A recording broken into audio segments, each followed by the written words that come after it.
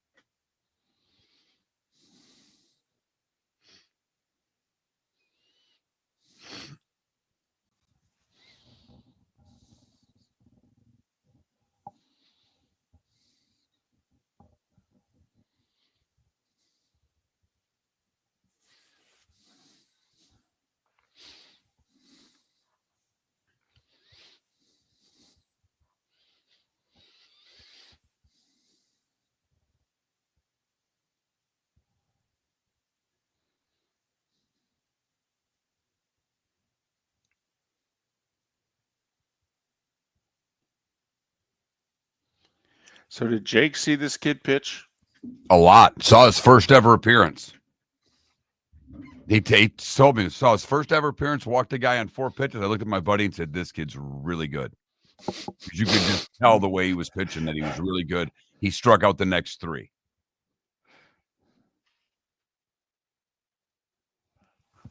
Yeah, I think it was the kid's freshman year was the COVID year, and that was the year he thinks ECU really probably their best team. Like they kind of got COVIDed too. But it was, I think, the year after they had Texas dead to rights. Yep.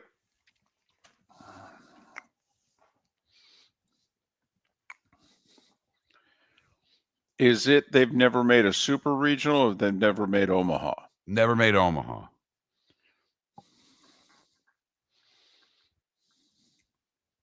Oh, that's cool, baby Jules.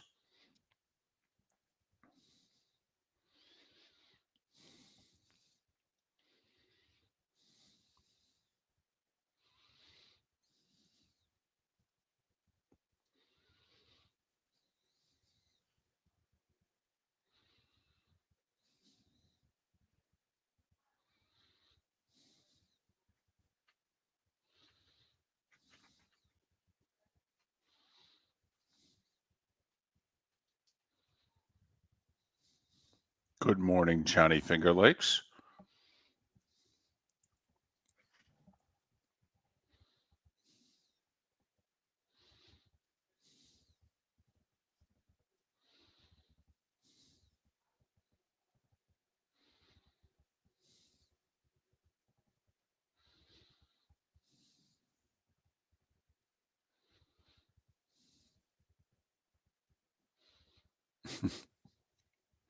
Jay Yandel, how you doing?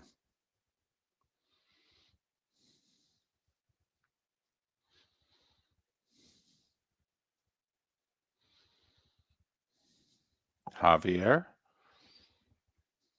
It's a really big crowd today. Back on YouTube.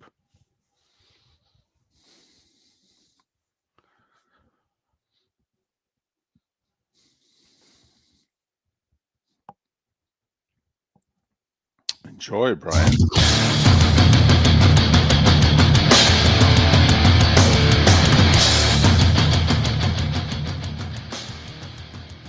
You're listening to Miller and Moulton, coming at you from the Floor Meister Studios. Floor Meisters, keeping it real.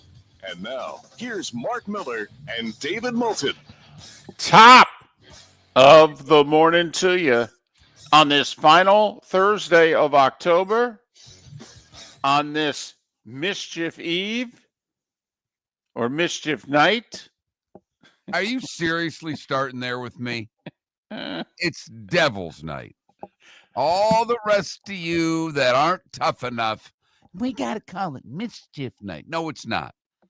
See, on Devil's Night, we burn things down in Michigan, damn it.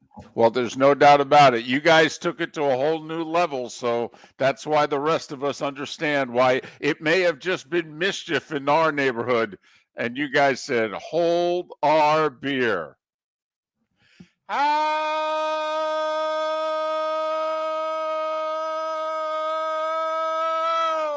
the heck are you, Miller and Moulton?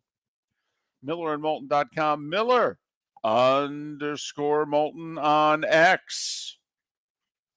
Thanks so much for being with us on this day before Halloween. On this day before the Toronto Blue Jays are going to win the World Series?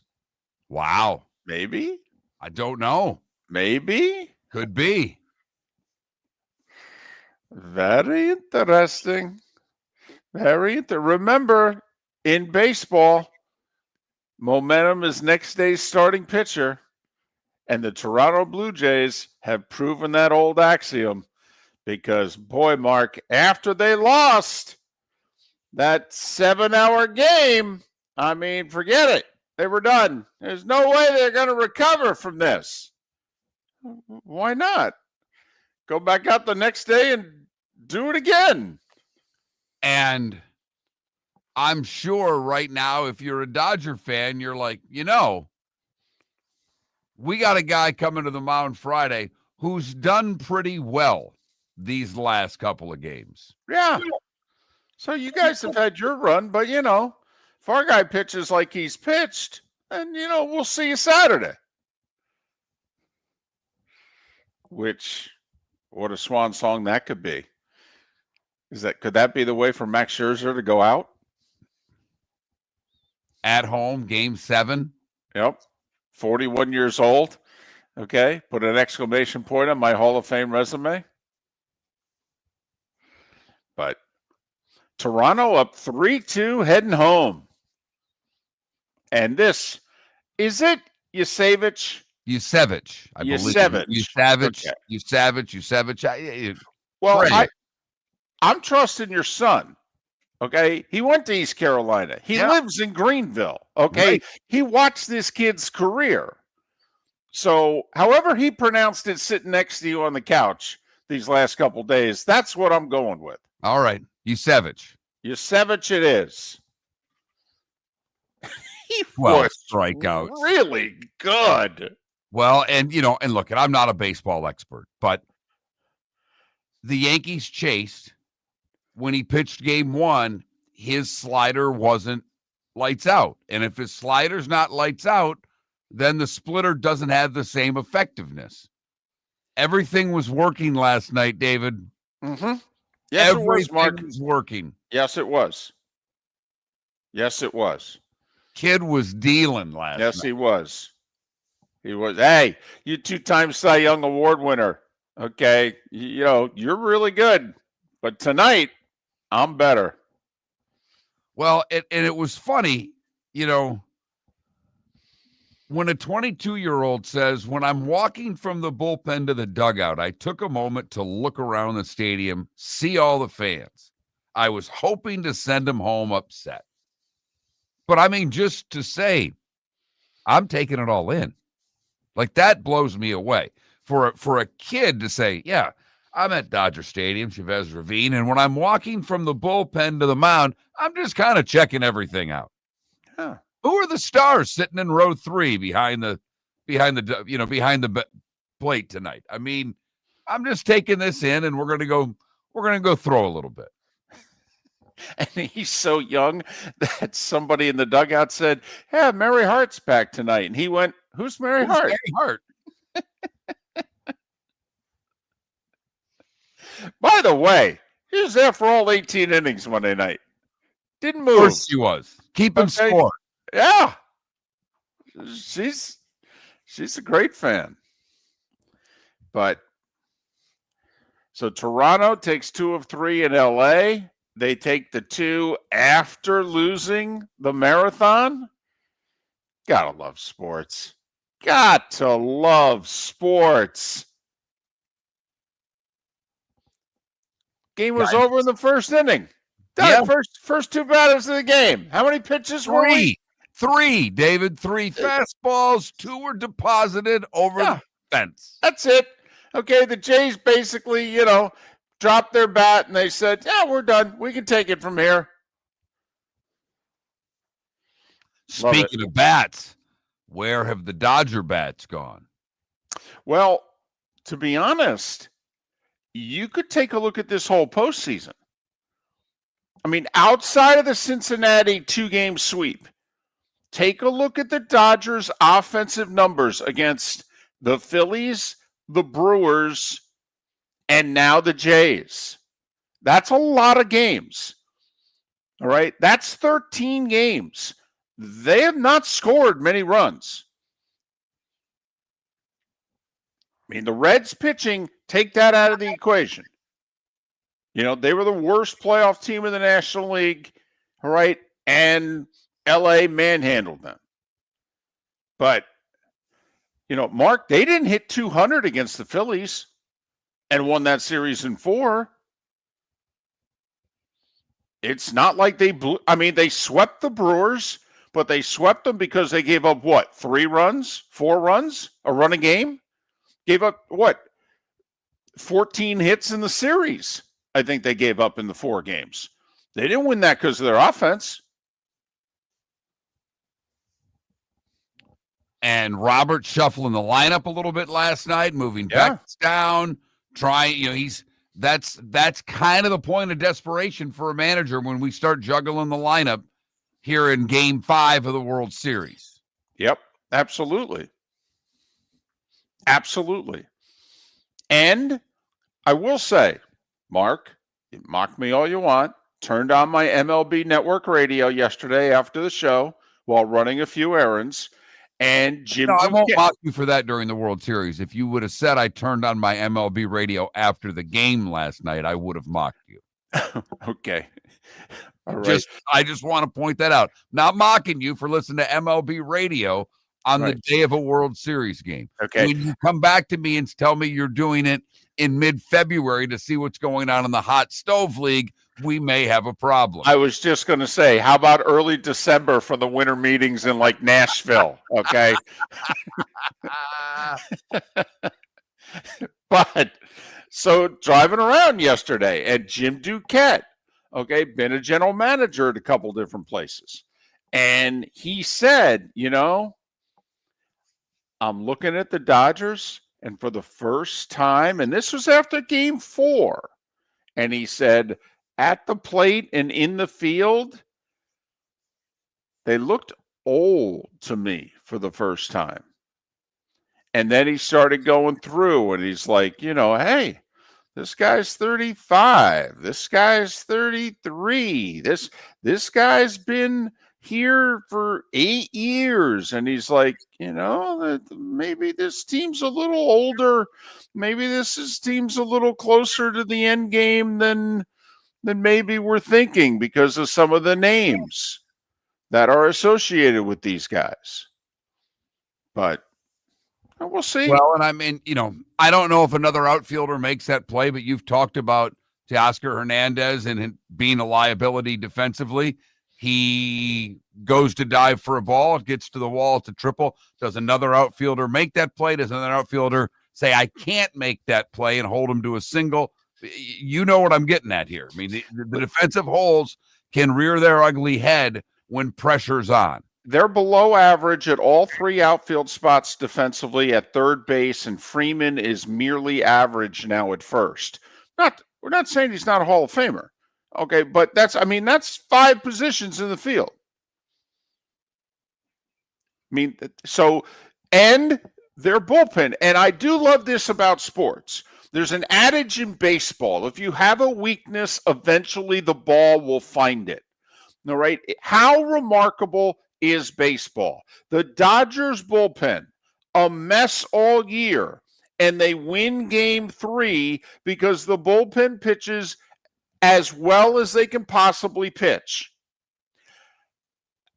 However, since that moment in time, the bullpen is pitched exactly how they pitched during the entire regular season. And because of the bullpen, Dave Roberts pushed Ohtani into the 7th. He never would have done that in the regular season. 95 pitches through 6. He's not sending him out there in the 7th. Didn't do it all year. And then Blake Snell, well over 100 pitches. Going into the 7th inning last night, what does he do? He pushes them to try to get through it. Blake Snell, Mr. 94 pitches, Blake Snell, through what, 117 last night?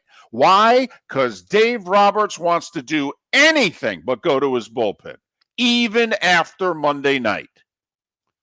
And I think you compound that with the fact that the bats are not doing anything for you. And it's all over the lineup. You want to blame it on, Betts and Ohtani has had a good game here, and he's had 2 great games. But Ohtani's not hit consistently. Betts has been bad at the plate. Freeman's had clutch hits, but not a lot of hits. The bottom of the order's doing nothing to get the top of the order back up. Kiki Hernandez had the home run last night, but they're not getting productivity in the lineup, and that's causing panic. But nothing that a good long flight to Toronto and another sterling outing from Yamamoto can't solve. But that's for tomorrow night. We've got lots of football to talk today and some horse racing. We know you like to gamble. The Breeders is this weekend. Our buddy Kurt Becker will stop by in the 7 o'clock hour to hopefully give you a few winners at the Breeders. And then we'll talk to Roy Cummings about the Bucs, Kevin Brockway about the Gators, and JP Shadrick will be back in the continental U.S. to talk about the Jags. Come on now, he only went to Oregon. Okay, still technically part of, the lower 48. Barely. Miller and Moulton. Your roof is your home's first line of defense. At Pelican Roofing of Florida, Ronnie John and their team bring years of experience to protect what matters most, your family and your business. From residential repairs to large-scale commercial roofing, we deliver honest work, fair pricing, and quality you can trust. An upgrade on your roof can lower your insurance costs. Don't wait for a leak to turn into a disaster. Call the experts at Pelican Roofing today. 1-866-9-PELICAN. That's 1-866-9-PELICAN. Online at pelicanroofingcompany.com. CCC 1332512. Let's talk the big differences between Floor Meisters and the big box store that sells flooring. Floor Meisters is family owned. They do flooring, not doors, nuts and bolts, or weed killer. They specialize in it. They know it. Floor Meisters backs their installer, so if there's ever an issue, good chance the boss, TJ, will come out and make it right. Floor Meisters prices beat the box stores every day of the week. When you think flooring, think Floor Meisters in Naples. FloorMeisters.com. Real people, real prices, real quality selection. The Floor Meisters, just keeping it real. American Paint Supplies is your one-stop shop for all your coating needs and has been for 30 years. American Paint Supplies is also your #1 Festool dealer in Southwest Florida. If you are a builder, cabinet maker, painter, or power tool enthusiast, Festool craftsmanship can be found at American Paint Supplies. Celebrating 30 years of service, and Festool is celebrating 100 years of excellence. Come to American Paint Supply for a perfect pairing of service and expertise on 6100 Shirley Street, Naples, off of Pine Ridge, or online at AmericanPaintSupplies.net. This year during Thanksgiving week, Fort Myers takes the national stage, hosting not one but 2 elite women's college basketball tournaments, the Fort Myers Tip-Off and Coconut Hoops, both featuring Power 4 teams and nationally ranked programs. Few places in the country can showcase this level of talent. We're proud that Fort Myers is one of them. Don't miss your chance for tickets. Go to visitfortmyers.com/basketball. Lee County, building a better community through business, sports, and tourism. This is Miller and Moulton.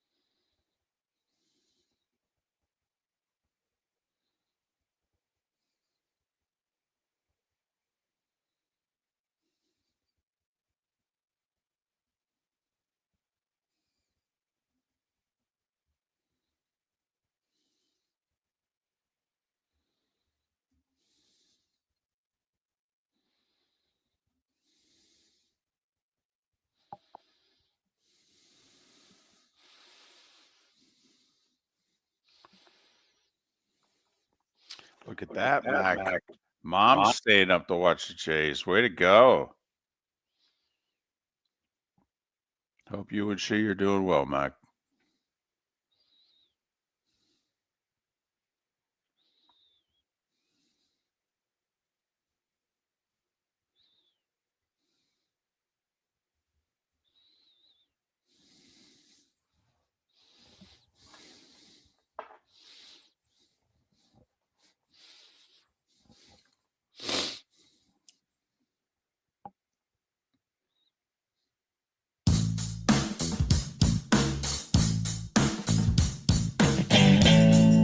Welcome back to Miller and Moulton. Text the guys what's in your mind at 21,000. That's 21000. And now, here's David Moulton. 21 minutes past the hour.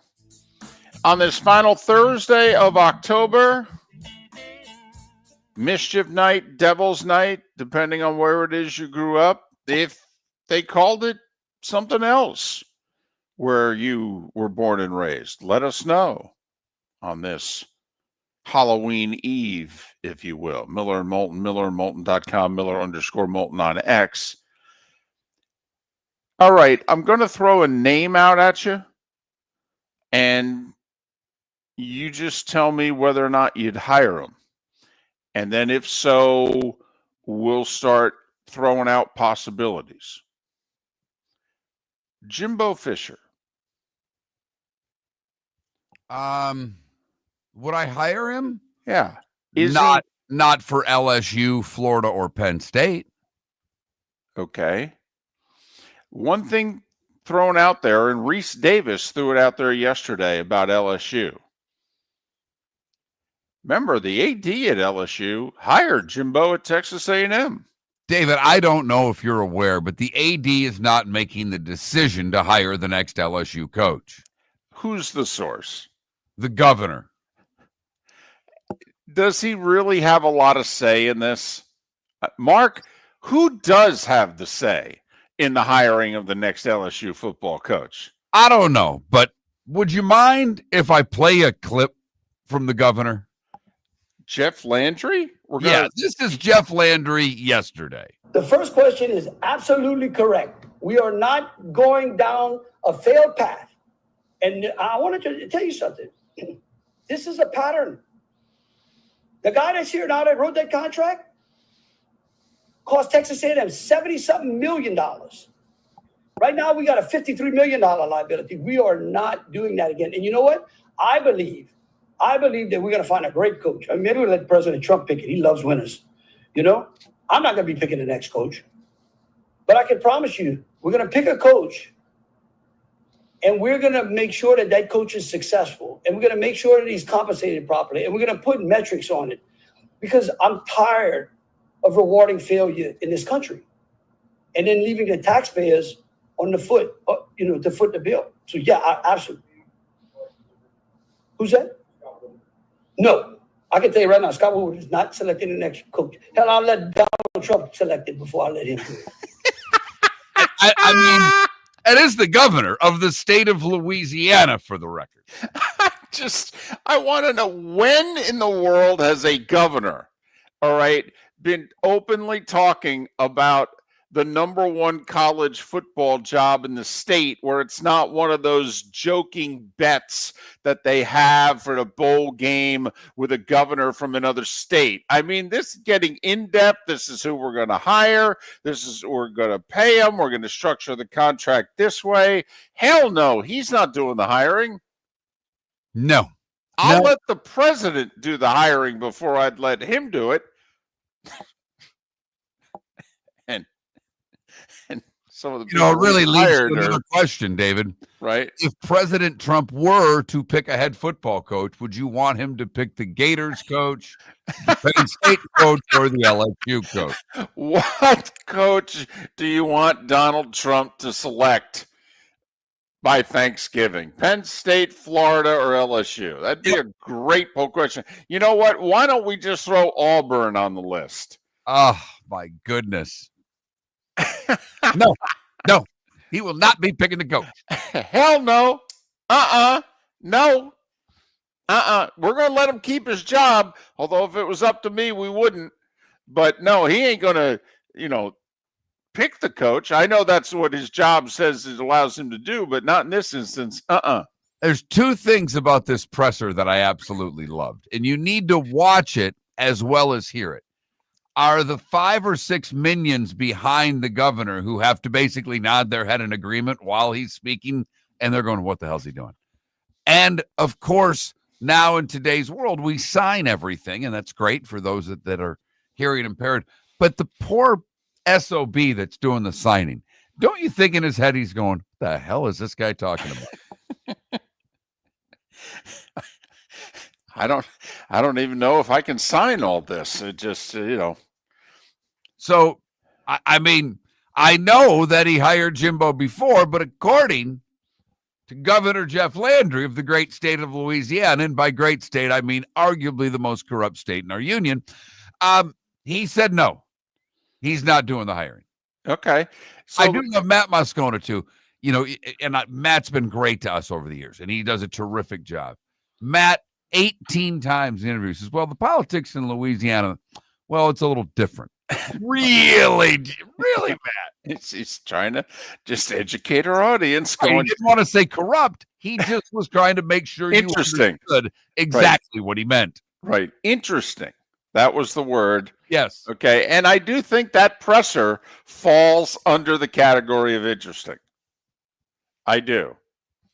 But Jimbo Fisher, for about 48 hours now, has been talked about by a lot of people in a lot of places. I do need to throw this out.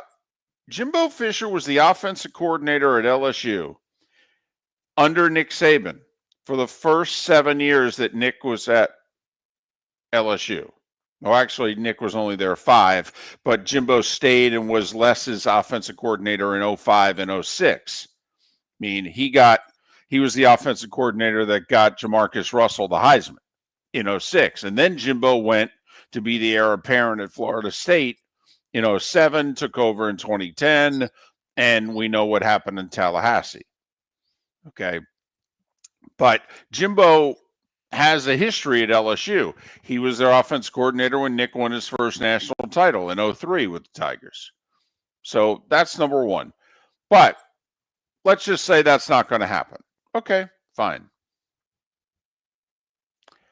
What about Florida State? No way they'd Why? have him back. He quit Why? on them. You can't hire someone back who quit on you. You can't, David, you can't. I'm sorry. It ends right there with me. This is not even something to me that is worth arguing. You can make all the points. You can say Jimbo walks on water, David. He quit on Florida State. Quit on them. He did. Absolutely. He did. There's no doubt. There's no doubt. How about the 7 years before that? How about the 3 years as an assistant, but the 7 years as head coach before that? His average season in Florida State, including the year he quit on him, was 10-3. He won 83 games in 8 years. Took him to the playoffs twice. Put a banner up. And obviously, yes, Mark, I'm not understating what he did. He laid down like a dog. He stole money from them, okay, for 2 months. And he stopped recruiting and took his coaches off the trail, and he really set this program back, okay? He's also been the best head coach that they've had in the last 15 years. He was crying on television being in Tallahassee a month ago. I'm just... Should have been crying because they should have been telling him what he did to them. I mean, he should have been crying and apologizing for leaving the program in the shambles that he left it. And the one thing I will say, and people have asked this, David, people a lot smarter than me, does Jimbo's offense still work? Towards the end, it was not the same. When he was at A&M, he did not have the success. It seems that the game caught up to what he was doing. Has he made the changes in coaching to make himself successful now? I agree with that, by the way. Like, I would consider him for the job. First off, I would do what I talked about earlier in the week. I'd say, Jimbo, we're going to pay you very little money.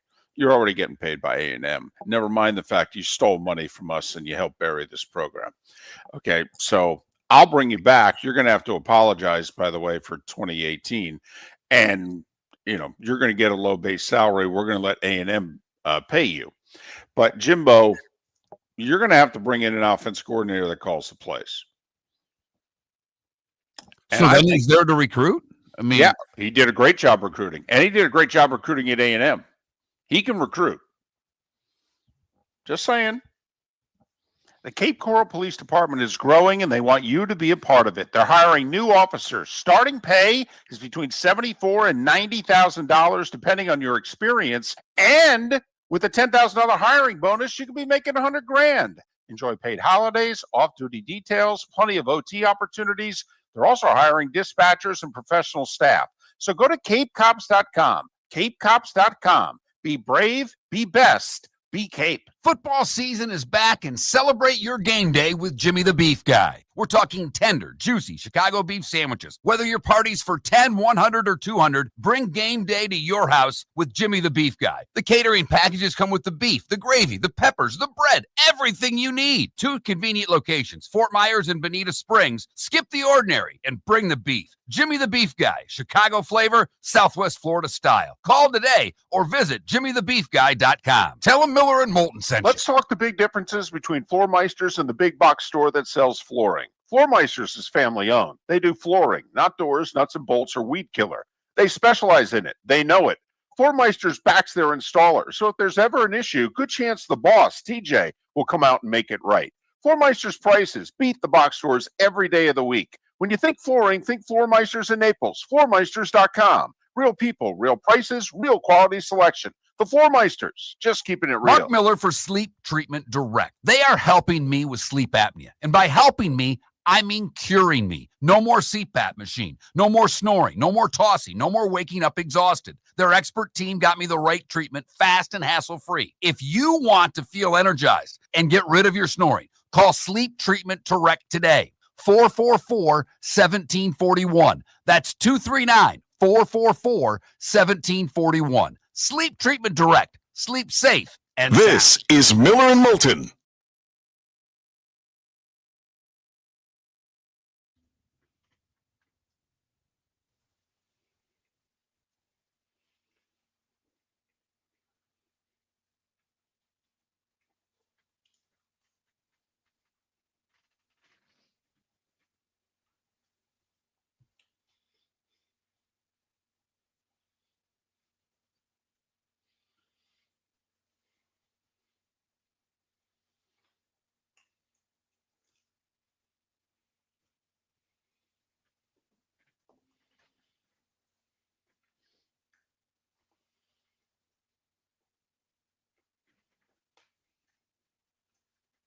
I could just put that 1-minute presser on repeat for the rest of the show.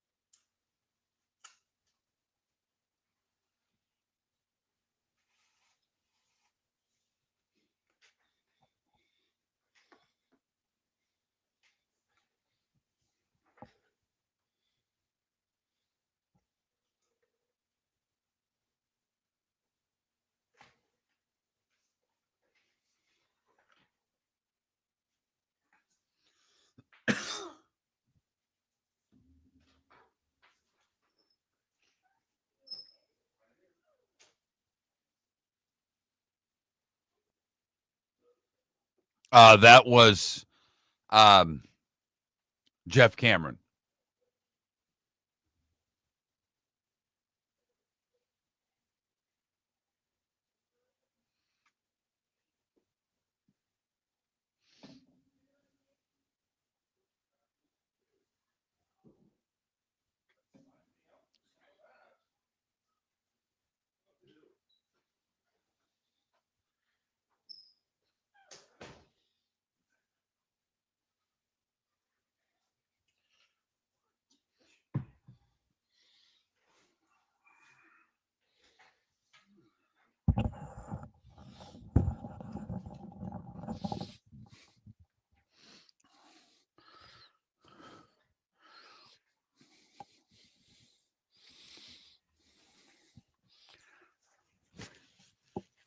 Well, I don't necessarily want to see it, but I want Florida to hire Lane. I don't think Lane's leaving. I would do everything I could do to get Lane Kiffin at the University of Florida. I would. I think he is the perfect fit. He plays a high-tempo offense that the crowd will always like. He is going to win you your 10 games every year, which should keep everybody happy. He's going to go to the playoffs with Florida if he recruits at all. I think he is perfect for them. Perfect.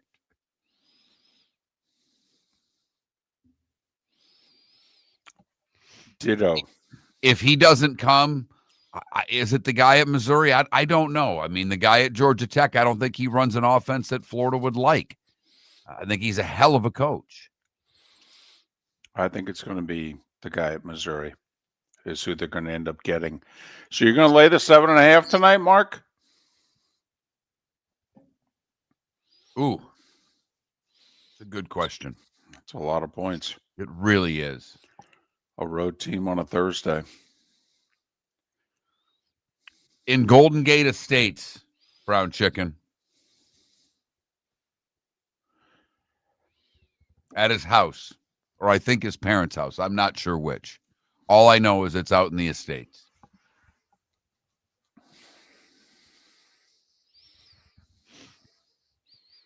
I was just going to pull up the audio, DC.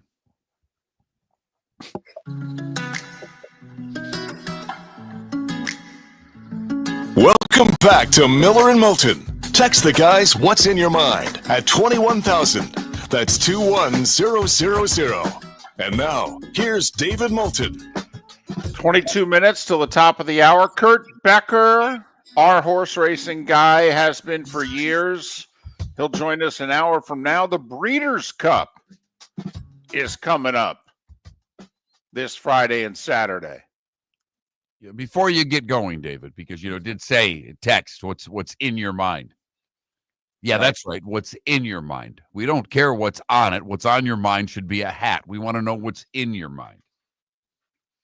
But a texter on the Pelican Roofing of Florida text line simply said, "Has Jimbo changed? I got 80 million reasons why he hasn't." And listen, I got no problem if you're not interested in Jimbo.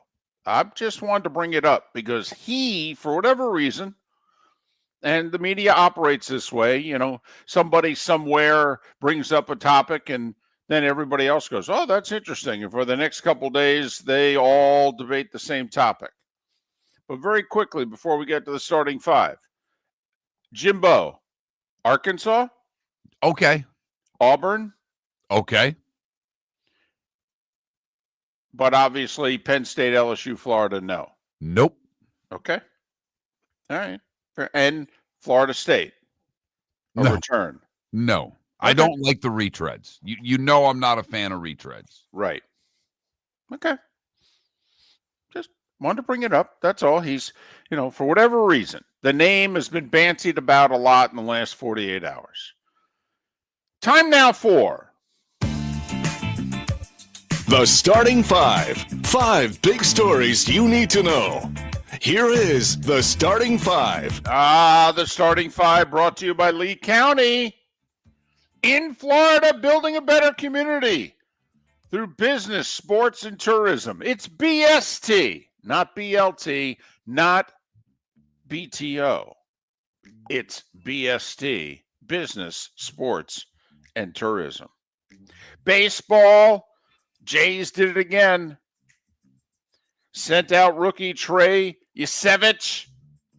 And he said, Blake Snell, take your 2 Cy Young awards and shove it. For the second time in this series, he outpitched him.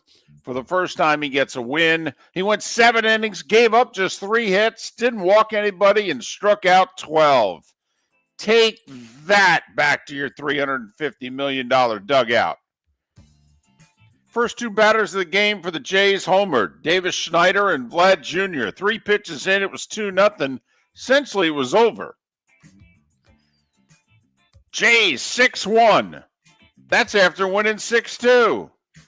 And because of it, they're up 3-2. Halloween night, north of the border. Could the Jays win their 3rd World Series title? Tomorrow night, 8 o'clock, Big Fox Yamamoto against Kevin Gausman. By the way, one other baseball note, former Pirates manager who was a coach with the Twins, Derek Shelton, is now going to be hired to be the manager of the Twins.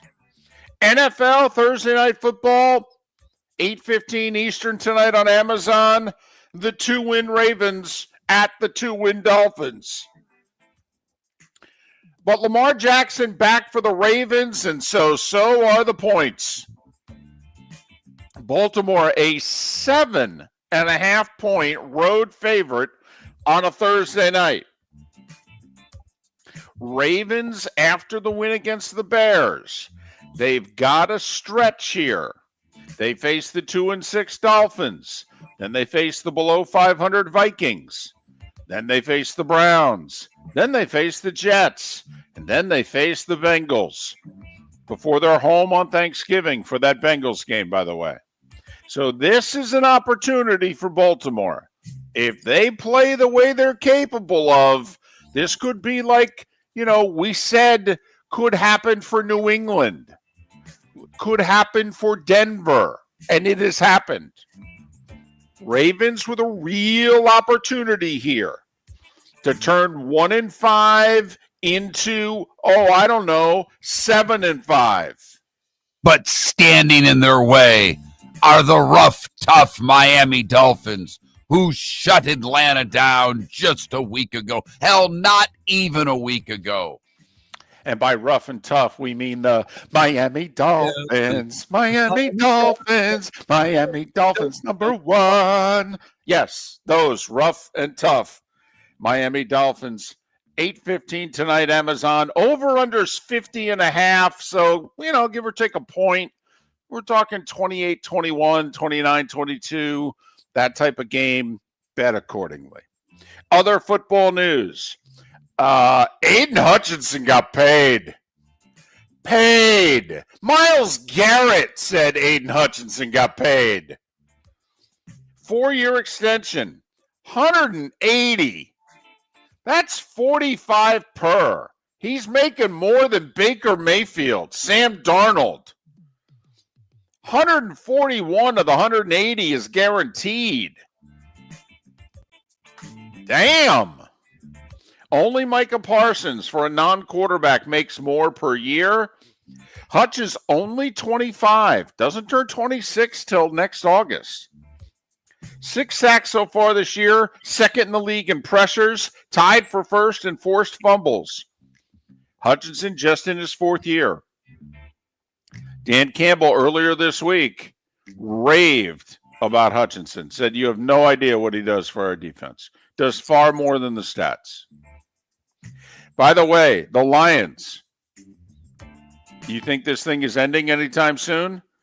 Goff, Hutchinson, St. Brown, Jamison Williams, Penei Sewell, defensive tackle Akeem McNeil, safety Kirby Joseph, all signed long-term. They're going to work on one and get it done with Gibbs here soon, the running back. They ain't going anywhere for a little while. Okay, we have no idea if they're going to get to the final game and never win it, but this group ain't going anywhere for a while. It's got to be confusing for a lifelong Lions fan to see them doing everything right. Right. And like you said, this is no guarantee that they even Nope. get to the final game. Nope. But ain't on the GM. It ain't on the ownership. They're doing things the right way. And everybody I just mentioned is in their 20s except for Goff, and he's the ripe old age of, I think, 31, maybe 32. Yeah. Trade deadline remembers Tuesday afternoon, Eagles and Jets with an interesting trade. Philly needs a slot corner. So they got Michael Carter from the Jets, and they also get a 7th rounder. Meanwhile, Jets need complimentary receiving help. They take John Mechie off the Eagles' hands. They also get a 6th rounder. By the way, all the draft picks are not in next year's draft. For what it's worth, they're in the 2027 draft. Commanders say that wide receiver Terry McLaurin re-injured his right quad, and he is out this Sunday against Seattle. But quarterback Jaden Daniels will be back to play. At least he's on pace to. He has already practiced this week. Falcons are optimistic that quarterback Michael Penix will play Sunday against the Patriots. And Vegas, tight end Brock Bowers missed 3 games with a knee injury. He will play Sunday against the Jags. College football last night. The Gamecocks of Jacksonville State beat the Blue Raiders of Middle Tennessee State 24-21. MTSU falls to 1-7. FIU falls to 3-5. They lost at Missouri State 28-21. Couple of college games tonight if you're interested. Marshall and Coastal Carolina on ESPN2. Tulane and UTSA on the 4-letter network ESPN. College football playoff committee announced yesterday the 2028 national championship game will be in Tampa, January 22nd of 2029. So your next 4 title games are Miami, Atlanta, New Orleans, and Tampa. You wonder, all those Super Bowls that are out west, college football said, let's bring some games to the Southeast. Well, think about it. The Nashville Stadium opens what? In a year? You figure they're going to get one of these real soon. But you figure they'll probably go to Vegas. They'll probably go to a Rose Bowl again. Indianapolis is a great city. You know, if Cleveland builds a dome, don't laugh. Big Ten country. Okay, I mean, but for now, college football, they're sticking to their TV base. That is for sure. You may have heard LSU Governor Jeff Landry says that LSU AD, by the way, I said LSU Governor. I did that on purpose, even though he's Louisiana Governor. You know, hey, politics makes for strange bedfellows in Louisiana. Jeff Landry says that LSU AD Scott Woodward, he is not going to choose the next coach. No. He got it wrong at A&M. He got it wrong here at LSU. No, we ain't choosing him. By the way, you knew this was going to happen. Okay, Mr. Go Tigers is out there going, hey, you want me back? Damn right he is. You want me back? I can come back. Go I'm just been at the beach. Go Tigers. I mean, I'm walking around with my shirt off in Miami, and you guys are still paying me, but you want me to come back? Go Tigers. Arch Manning, questionable. He practiced yesterday, but he's still in concussion protocol, which I have to admit, I don't know how if you're in one, you do the other. Thank you. But just me.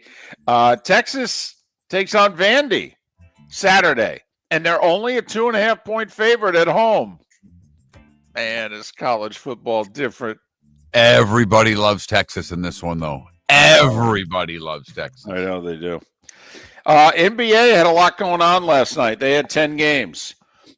Detroit handed the Magic their 4th straight loss, 135-116. Jaylen Brown with 30. Celtics beat the Cavs by 20. The Nets are 0-5. Atlanta beat them 117-112, but Trae Young got hurt. By the way, the Bulls are 4-0. They beat Sacramento by 13. Indiana's 0-4. because the Pacers are injury depleted, although so are the Mavs. Dallas beat them 107-105. 4 games in the NBA last night decided by 2 points or less. Another one was in Utah. Portland up 19 in the fourth, nearly blew it, won by 2. Lakers, Austin Reeves, a 12-footer at the buzzer. They beat the T-Wolves 116-115. Ja Morant with a bucket with under 8 seconds to go. Memphis beat Phoenix 114-113.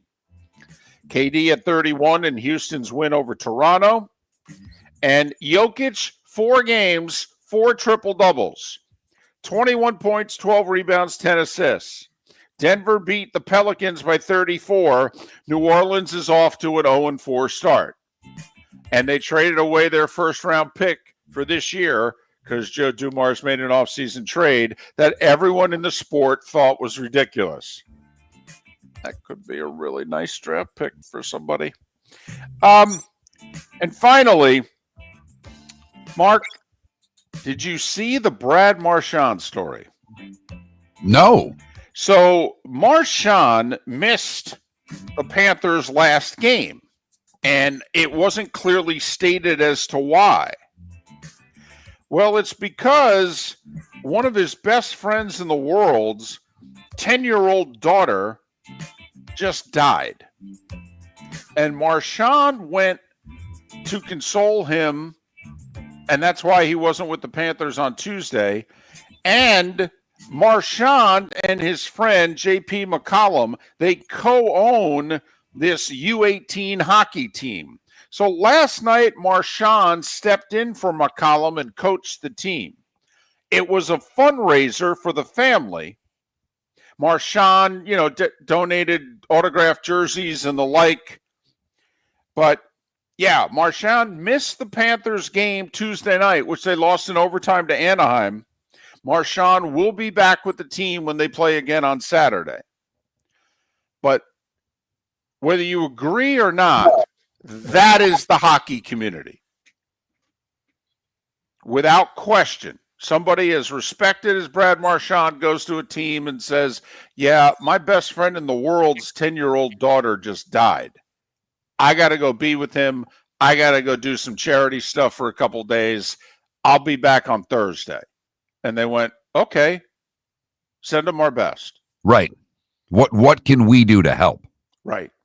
That's hockey.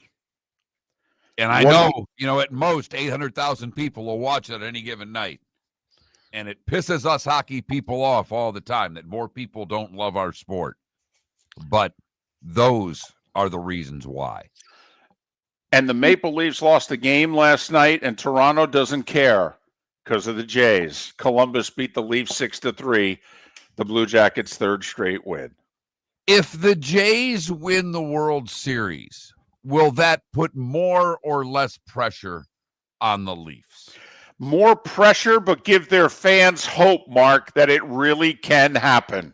Your roof is your home's first line of defense. At Pelican Roofing of Florida, Ronnie John and their team bring years of experience to protect what matters most, your family and your business. From residential repairs to large-scale commercial roofing, we deliver honest work, fair pricing, and quality you can trust. An upgrade on your roof can lower your insurance costs. Don't wait for a leak to turn into a disaster. Call the experts at Pelican Roofing today. 1-866-9-PELICAN. That's 1-866-9-PELICAN. Online at pelicanroofingcompany.com. CCC 1332512. Let's talk the big differences between Floor Meisters and the big box store that sells flooring. Floor Meisters is family owned. They do flooring, not doors, nuts and bolts, or weed killer. They specialize in it. They know it. Floor Meisters backs their installer. So if there's ever an issue, good chance the boss, TJ, will come out and make it right. Floor Meisters prices beat the box stores every day of the week. When you think flooring, think Floor Meisters in Naples. Floormeisters.com. Real people, real prices, real quality selection. The Floor Meisters, just keeping it real. It's the event everyone will be talking about when college basketball's biggest names take the court in Fort Myers. The Michigan State Spartans and the North Carolina Tar Heels headline the 2025 Skechers Fort Myers Tip-Off. Witness the excitement live and in person this Thanksgiving week at Suncoast Arena. The stage is set. Will you be there? Lock in your spot now at FortMyersTipoff.com/go. That's FortMyersTipoff.com/go. See you Thanksgiving opening week at Suncoast Arena. For over 50 years, the Nolan family has been dedicated to protecting local families. Nolan Family Insurance is a second-generation independent agency that specializes in home, flood, auto, and boat insurance. They take the time needed to explain your coverage options and answer your questions so you can make an informed decision that's right for you. If you're looking for an agency that treats you like family, call 941-639-1122 or go to NolanAgency.com. That's 941-639-1122 or NolanAgency.com.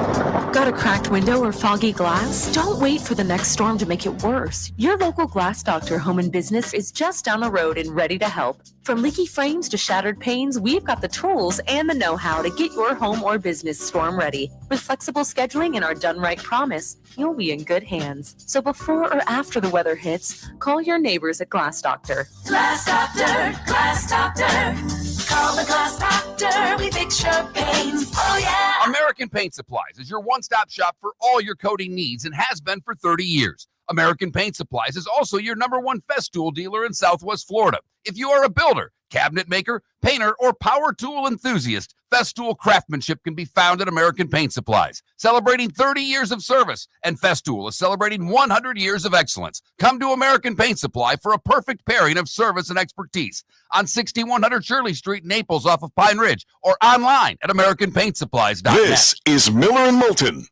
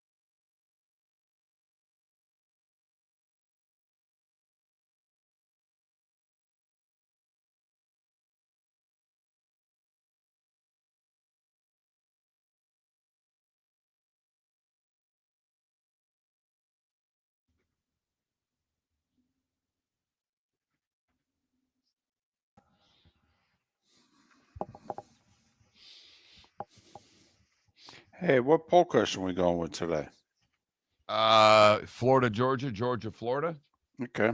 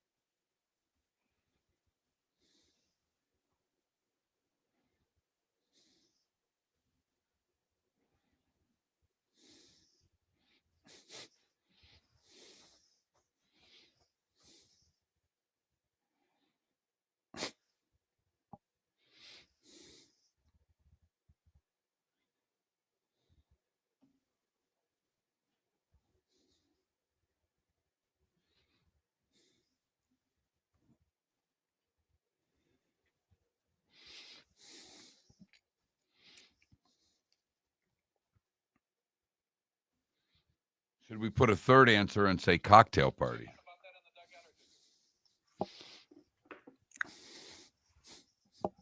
Yes.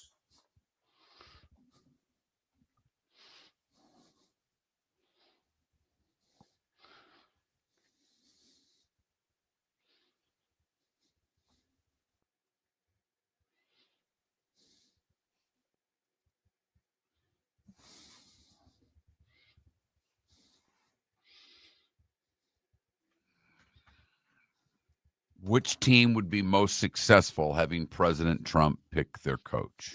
Yes, it's tough not to go with that poll question.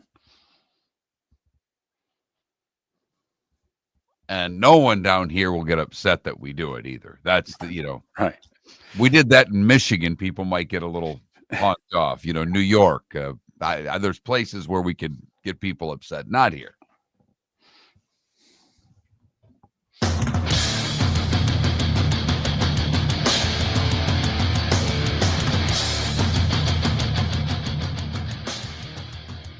You're listening to Miller and Moulton, coming at you from the Floor Meister Studios. Floor Meisters, keeping it real. And now, here's Mark Miller and David Moulton.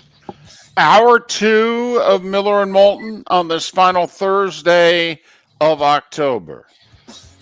Devil's Night, Mischief Eve, or Mischief Night. All right, whatever it is you called it growing up, wherever it was you grew up, or did you not call it anything? Was it just the day before Halloween? Where I grew up, it was Mischief Night. Where Mark grew up, it was Devil's Night. Only been a bone of contention on this show for 18 years. Right, from the very beginning, and will be until we're no longer a show. There's no doubt. This is a hill we're both willing to die on. It is. It truly is. And David, I don't know if I would die on this hill, but as I was looking up what today is, I always look up National Day to see if there's something fun to do a poll question with. I'm going to make a very controversial stand right now. And I think there might be people, unfortunately, that may no longer listen to anything I say after I make this stand. But today is National Candy Corn Day. And I hadn't had candy corn in a long time. My daughter likes it. Dad, can I have some? There's not much that I say no to my daughter for, particularly when it comes to a snack. So I purchased some candy corn, and it's been, my daughter does not eat the same way that her father's does. Eat as quickly as you can until everything is gone. And I bet eyeballing that candy corn. And finally,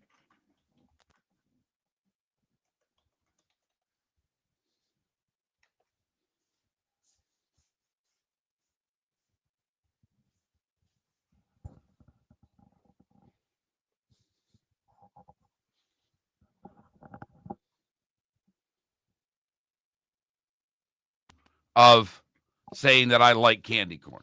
Sorry, a couple technical difficulties, all because of the producer. That would be me. They're all fixed now. So, I like candy corn. And I know that's a controversial stand. Most people hate that. I like it, David. I do. Well, I think we have a lot of potential poll questions here. First off, do you like candy corn? Yes or no? That can be a poll question. In honor of Louisiana Governor Jeff Landry, who suggested that he'd rather have the president decide who the next LSU football coach is than the LSU AD deciding who the next LSU football coach would be. We could, dip our toes in a water that we don't normally do just because we want to have some fun with it and say, well, okay, which fan base would rather the president choose who their next coach is? Penn State, Florida, or LSU? No? I love that question so much. Just having a little fun. I think it is spectacular. And I hope that and you know what? We're going to put it up because, damn it, it's our show.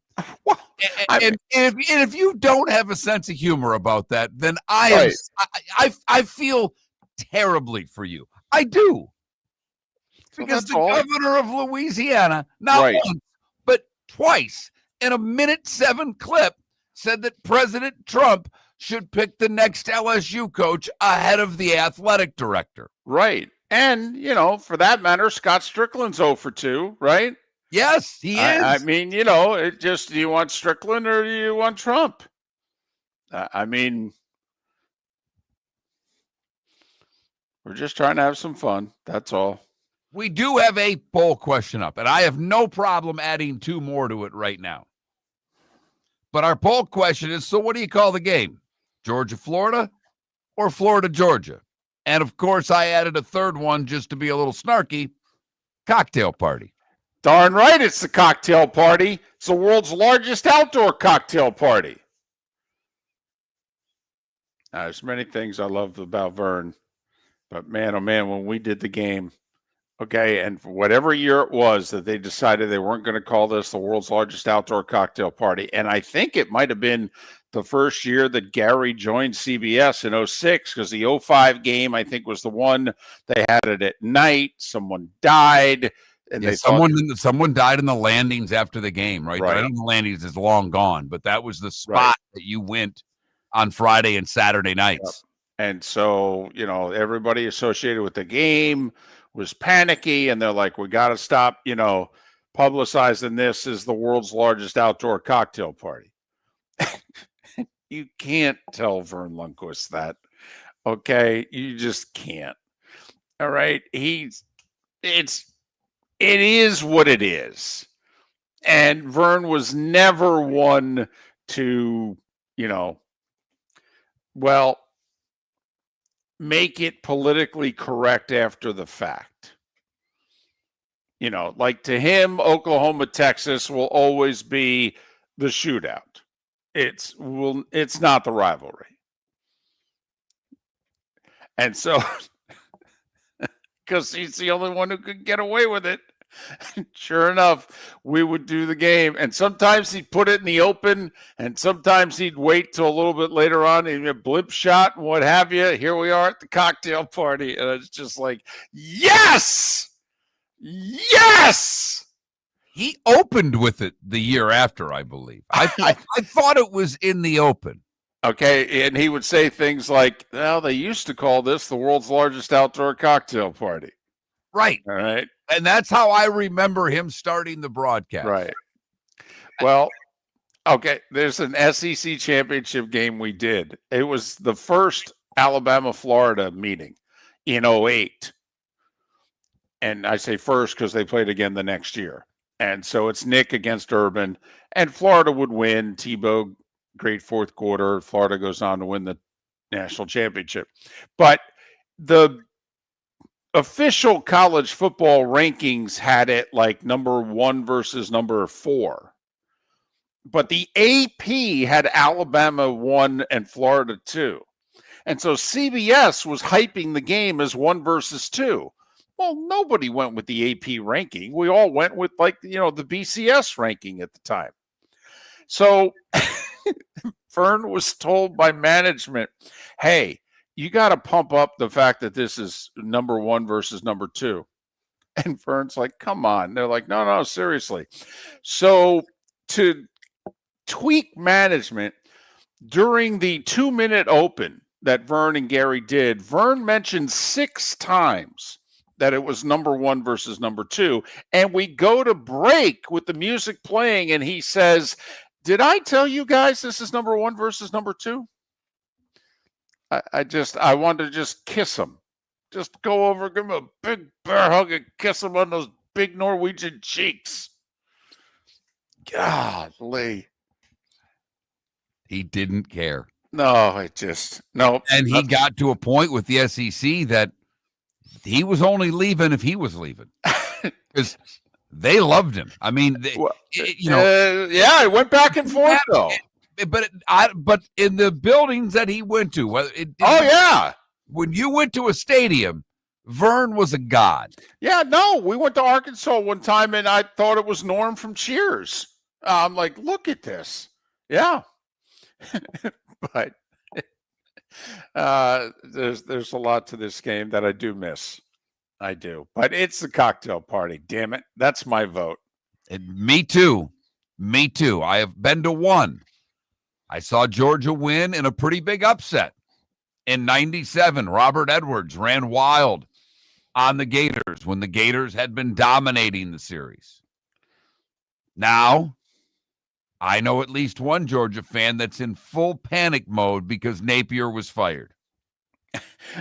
Oh, so if he was still there, it was Absolutely. fine. But now with the interim. Yep, doesn't know what to expect, knows that there's talent there. knows that the Georgia defense is suspect at best. So will we get a game Saturday afternoon in Jacksonville? I cannot wait for that. But all right, we've got a cocktail poll question up. We're going to put a candy corn question up. And damn it, we're going to ask if President Trump could pick the coach, which coach should he pick? Because the governor of Louisiana, two times, Jeff Landry went, I'll let President Trump pick him. He likes winners. I ain't letting Scott Woodward pick him. He spent too much money. Last two I don't he's know picked. why now the governor of Louisiana sounds like Steve Spurrier. Right, I don't either. But Jeff Landry does make a dadgum good point, though. Last two coaches Scott Woodward hired, the schools ended up paying $127 million in buyout money. That seems like a lot of money to me, Mark. Doesn't like to pay people to fail. We may run the clip again because it's that good. By the way, did you watch the whole thing? He goes on a Jimmy Sexton rant. He doesn't know his name, but he goes on. He said, you know who the agent was of the A&M coach? Yeah, the same agent of the coach that we had. And Justin, he goes on, and he was the agent of this guy and this guy. Well, I mean, and he goes on to talk about basically political corruption. I mean, that's like corruption. All right. And if anybody knows corruption, right, it's the governor of Louisiana. Exactly. And he's basically saying, we got to stop dealing with him. And I'm laughing, going, well, good luck. Good luck. It's trying to avoid Scott Boras in baseball with big money free agent. I mean, good luck. Knock yourself out. And we're going to structure these contracts where, it's just incentive based and it's based on winning. All right. Good luck with that. Good luck with that. I actually applaud him for saying these things. Because there's part of what he says that I absolutely 100% agree with. Well, he said that the taxpayers should not be caught having to pay for failure. They're not. The boosters are. That's the only point where I'd really argue with them. We're asking the millionaires that donate to buy this out. The taxpayers aren't buying this out. There's a handful of people that are buying this out. Just want to let you know that one. Uh-huh. Well, he was on a roll. I don't know what to Right. Germans bomb Pearl Harbor. Right. He's exactly. Forget it. He's rolling. Mm-hmm. That, by the way, is a near 50-year-old movie reference.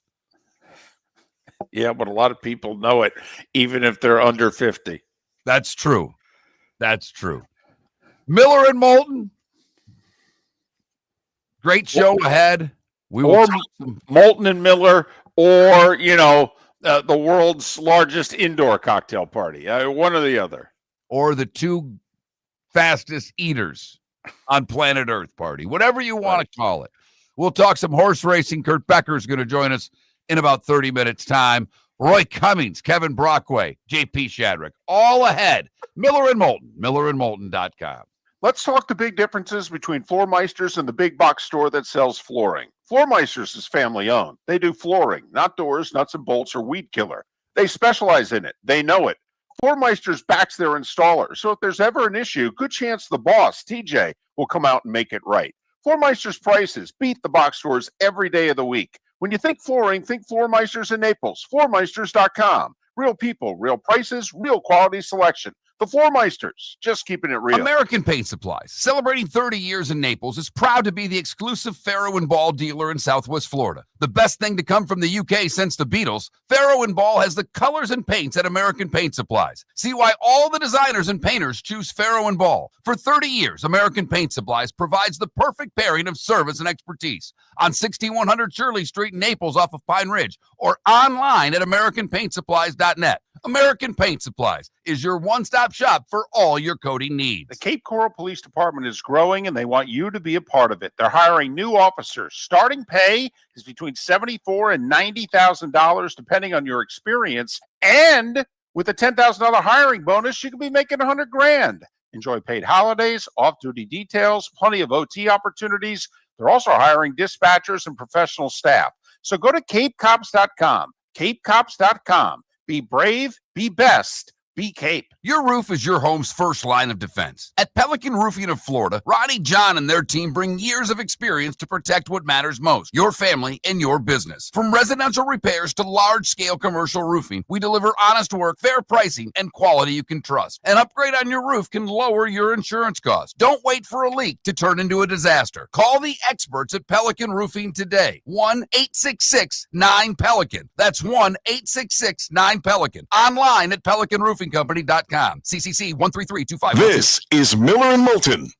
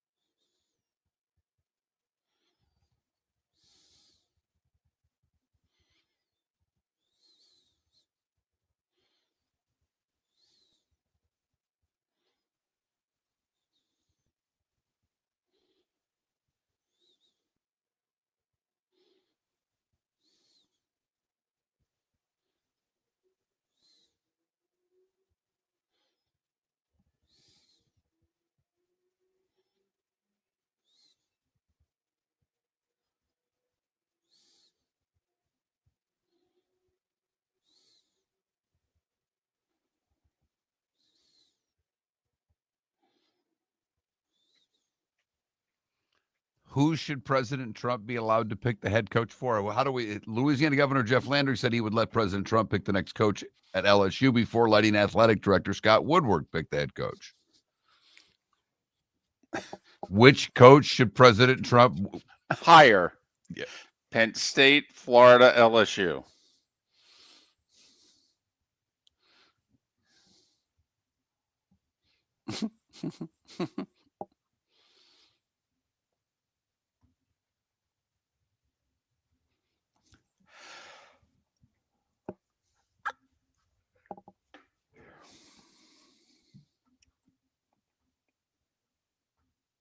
In 20 years, this is as political as we've ever gone on this show. Right. I'm sorry. Funny's funny.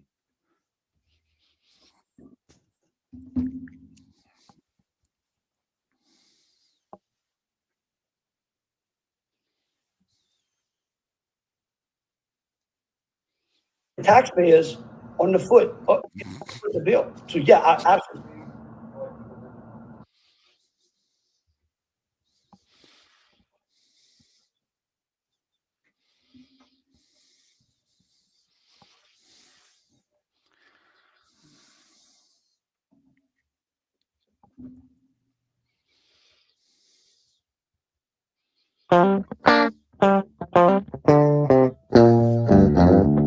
You're listening to Miller and Moulton. And now, here's Mark Miller and David Moulton.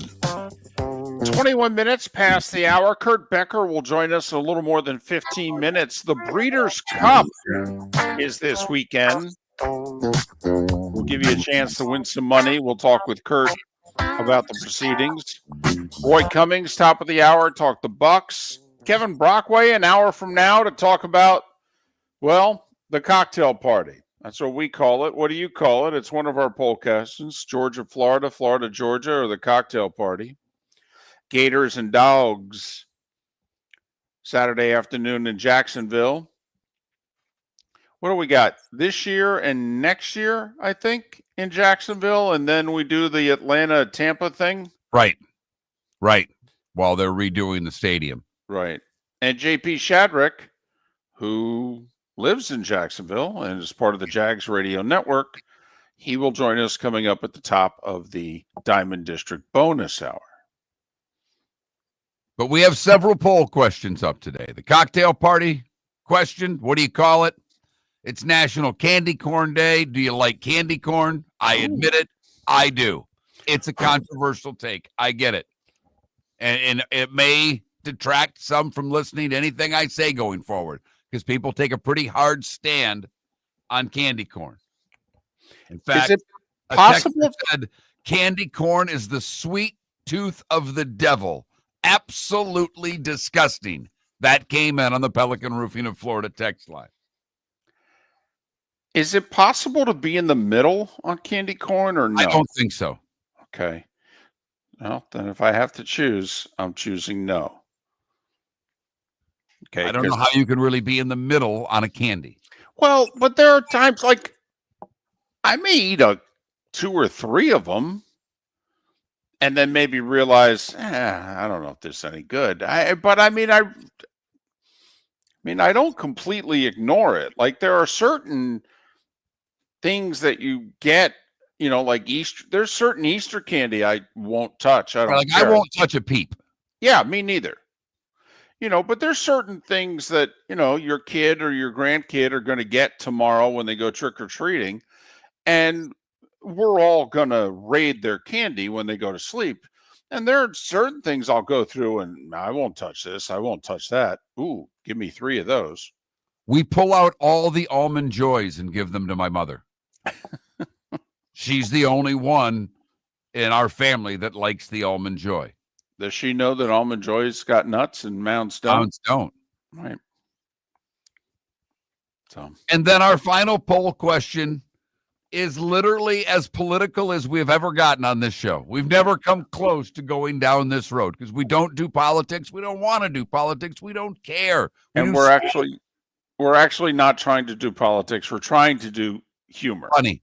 Right. Because Governor Jeff Landry, the governor of the state of Louisiana, gave a press conference yesterday where he fired this out when asked if Scott Woodward, the AD, would pick the next coach. Who's that? No. I can tell you right now, Scott Woodward is not selecting the next coach. Hell, I'll let Donald Trump select it before I let him do it. So based on Governor Landry, thank you, sir. Thank you so much. Which coach should President Trump hire? Florida, LSU, Penn State. That's our poll question. It's one of 3. Vote accordingly. He carried all 3 states in the last election, so, we just take it for what it's right. worth. So I got an email yesterday, and this gentleman who's a listener of the show and a diehard Gator fan, I believe a Bull Gator, simply asked the question, because everybody has said the LSU job is the best job out there. It's better than the Florida job. It's better than the Penn State job. How much did the antics of, I mean, I'm paraphrasing here, but essentially what the Louisiana governor did yesterday. He's asking, is it still the best job?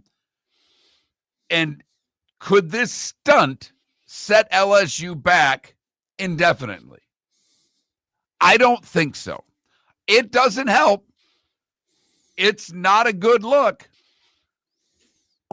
But it shows you the passion of the people of the state of Louisiana when it comes to the LSU football program. We tried to say they're more passionate about LSU than they are the Saints throughout the state. We tried to tell you that. No, many of you don't believe us. All right. If they had to choose, if one of them had to go away, the Saints would go bye-bye. They would keep LSU. Do you think this press conference makes the job less attractive? I think it made a lane. I do think that these antics might make it less attractive to Lane. Because, let's face it, you want to know who you're working for. And are you really going to know who you're working for when you take this job? And are you really working for like 3 boosters? I mean, that sounds like the Auburn job. And Lane's already said no to Auburn. So I do think for Lane, it could cost them. But for a lot of others, no. It's too good a job. I mean, listen, they've won 3 national championships this century with 3 different coaches. Nobody else can say that. So nobody's done it with 2 different coaches this century, have they? Well, this century, probably not. Not yet. I mean, who knows? Give Kalen DeBoer another 2 months. You're right.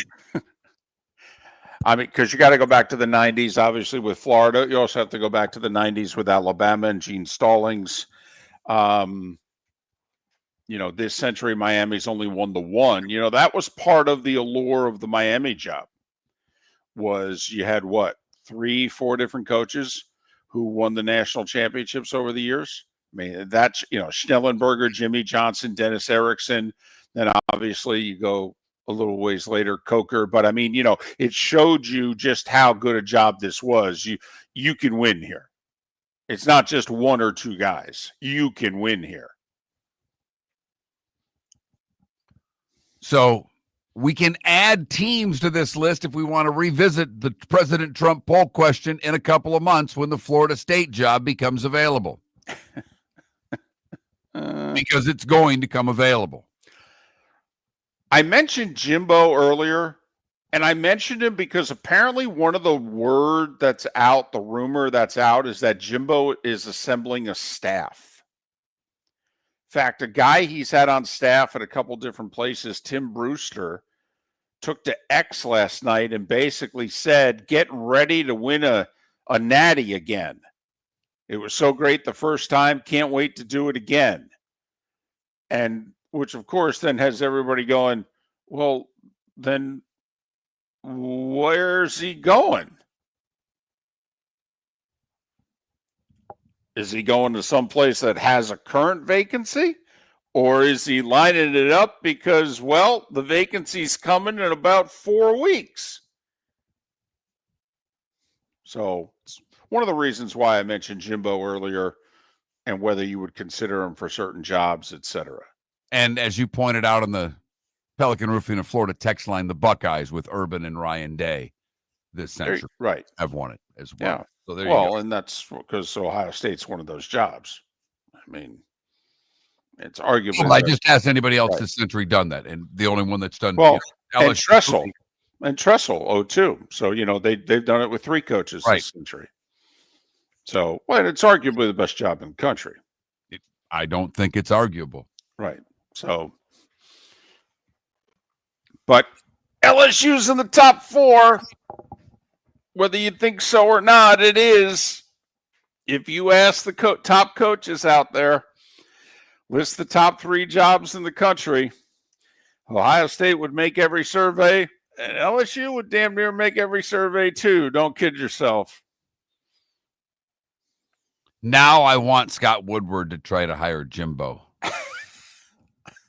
Just so I get another presser out of Governor Jeff Landry. He said we're going to hire a committee, which of course has a bunch of people playing the Mike Leach soundbite from years ago at Washington State, which he says, let me tell you what a committee does. Kurt Becker's next. American Paint Supplies, celebrating 30 years in Naples, is proud to be the exclusive Farrow & Ball dealer in Southwest Florida. The best thing to come from the UK since the Beatles, Farrow & Ball has the colors and paints at American Paint Supplies. See why all the designers and painters choose Farrow & Ball. For 30 years, American Paint Supplies provides the perfect pairing of service and expertise on 6100 Shirley Street in Naples off of Pine Ridge or online at AmericanPaintSupplies.net. American Paint Supplies is your one-stop shop for all your coating needs. When Glass Doctor replaces your windshield, we don't just send you on your way, we send you off protected. Your local Glass Doctor includes the industry's only 12-month windshield protection plan at no extra cost. That means unlimited chip repairs and even a one-time replacement if needed. High-quality service backed by real peace of mind, right here in your neighborhood. Glass Doctor, Glass Doctor. Call the Glass Doctor, we fix your pains. Oh yeah. Exclusions apply. See your local Glass Doctor for details. They've cut the nets, they've raised the banners, and now they're headed to Fort Myers. Michigan State, North Carolina, and other top programs take the court in the Skechers Fort Myers tip-off this Thanksgiving week. Legendary programs, championship traditions, college basketball's biggest names, live at Suncoast Arena. Tickets are selling fast. Get yours now at FortMyersTipOff.com/go. That's FortMyersTipOff.com/go. For over 50 years, the Nolan family has been dedicated to protecting local families. Nolan Family Insurance is a second-generation independent agency that specializes in home, flood, auto, and boat insurance. They take the time needed to explain your coverage options and answer your questions so you can make an informed decision that's right for you. If you're looking for an agency that treats you like family, call 941-639-1122 or go to NolanAgency.com. That's 941-639-1122 or NolanAgency.com. This is Miller and Moulton.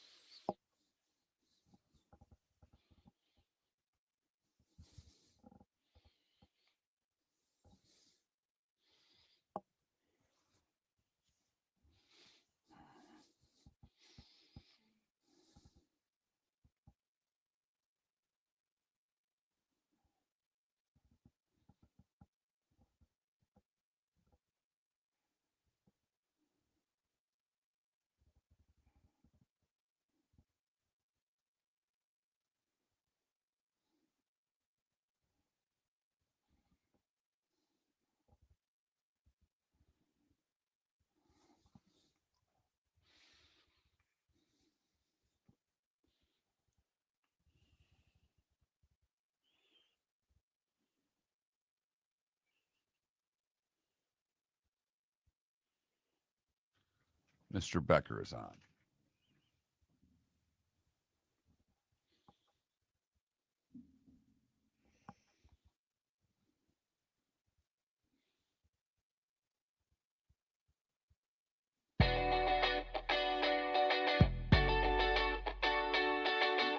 You're listening to Miller and Moulton.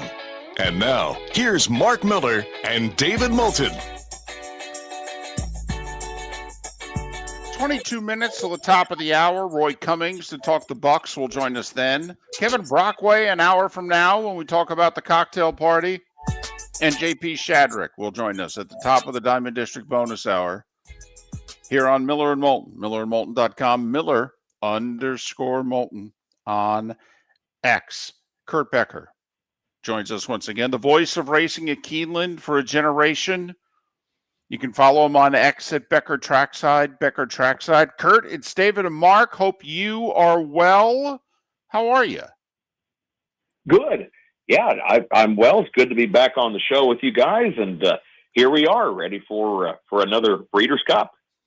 All right, the breeders out west. What makes it different when they go to Del Mar versus whether they're in Kentucky or whether they're in Florida? What's the difference of being out west to you? I think the main difference is the climate is so much more dependable. Frankly, look, I call races in Kentucky. I love it when the event comes to Keeneland or when it would come to Churchill Downs. But you never knew for sure, and you never know for sure what the weather's going to be like. And at least Del Mar and Santa Anita, you got to give them credit. Great weather. You know it's going to be sunny skies and a fast track and a firm turf. Does it favor certain jockeys? You know, does it favor a certain trainer? I mean, do you think that comes into play? I really don't think it does, if only because the fields are so large and so deep.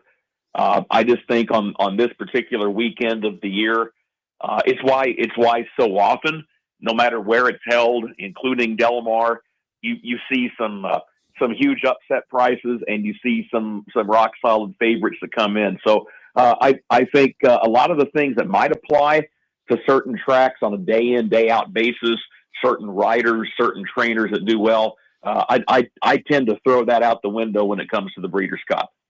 All right, we get all hyped up about the Triple Crown, and that's usually when we have you on. But for the horse community, how much bigger is the Breeders than whether it's the Derby or the Triple Cup at large? How much bigger is the Breeders? I think it's much more significant for the industry in the sense that with the Triple Crown, and I've got to be careful because, look, I love when America pays attention in the spring to the Triple Crown series, and it's a great thing. It really is. But if you win the Triple Crown, and I'm not trying to diminish it, you're best in class. That's the thing for me. You're talking about 3-year-old horses running against straight up 3-year-old horses. And I think the Breeders' Cup Classic is just one example. You got a nice 3-year-old, hey, congratulations, good for you. But it's almost like the Triple Crown season becomes totally yesterday, because now you're going to have to step up and race against older horses. So it kind of becomes a case of, let's see just how good your 3-year-old really is. That to me is just one aspect that defines for the industry why this is such an important weekend. All right. How old can you still be at the top of your game as a horse? Because, you know, we're familiar with the Triple Crown. We're familiar with 3-year-olds. Well, every single horse who finished first, second, or third in the Classic last year is back this year, then added to the best in the 3-year-old class, with the exception of Sovereignty, who just scratched the other day. I mean, you know, is 5, 7. I mean, what's kind of in sports, stick and ball sports, Kurt, you know, now when you get to 30, we start to wonder. In golf, it's when you get to 40. Just curious, in horse racing, at what age do you start to go, this horse is old? I wish the industry could give a good answer to that question. And here's what I mean by that. Let's use the Classic as an example. It's rare to see a horse at that level in that particular division, the 3-year-old and up dirt handicap division, male racehorses race beyond the age of 4 and often not beyond the age of 3 because of the fact of the lucrative stallion deals that come up. And you will see these stud colts by the time that they're midway through their 3-year-old season. You hear the connections talk about retiring for stud duty. And I think that's one of the things that's frustrating to folks. I don't know if we can answer that question. I will say this. It seems like when we have a gelding, Mind That Bird comes to mind, Funny Side comes to mind. As the years go by, they can be competitive, but being a factor for the win, by the time they get into that 5-year-old and up range, it's pretty tough to really get to the winner's circle. Well, speaking of the classic, Sovereignty is scratched, so that maybe takes a little luster out of the race. The defending champ Sierra Leone is 8-1, but Forever Young, the Japanese horse, is the favorite. Do you like the favorite in the classic? He's not my top pick, but listen, I have ignored the Japanese contingent at my peril in the past on Breeders' Cup weekend, because to give credit where it's due, the racing community in Japan, they have become a bigger and bigger force in the last 3 years or so, 3 to 5 years on Breeders' Cup weekend. I have a lot of people in the industry telling me this horse, Forever Young, looks absolutely spectacular. I've got people warning me, don't leave him off your ticket.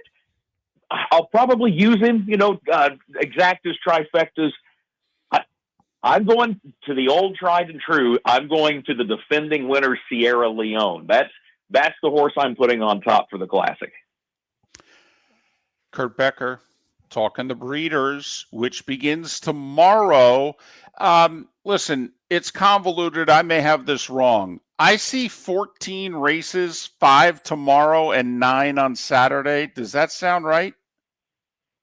You're correct. And I have had discussions, and I've been watching and reading comments on social media in recent days about the 2-day format and then the imbalance, if you will. You just mentioned it. You've got 5 races on the Friday's card for the Breeders' Cup. You've got 9 going to the post on Saturday. I have had people tell me they think there are too many Breeders' Cup races, that we've gotten to a point where, come on, we're starting to water it down. We're cutting it up and we're cutting the pie in so many pieces. At what point does it become a situation where we're almost handing out participation trophies? I will say this, it takes a lot to win any Breeders' Cup race, but I think maybe we've catered a little too much to the breeders, because we start splitting it up. We added 2-year-old turf races several years ago. Then we added turf sprint. We add a filly and mare sprint.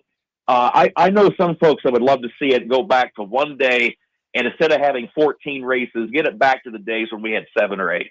All right. Speaking of the 2-year-olds, the juvenile, this is the start for next year's Derby, the thing that most people that aren't day-to-day race fans care the most about. Who are the 2-year-olds you're watching as we begin Derby prep, if you will?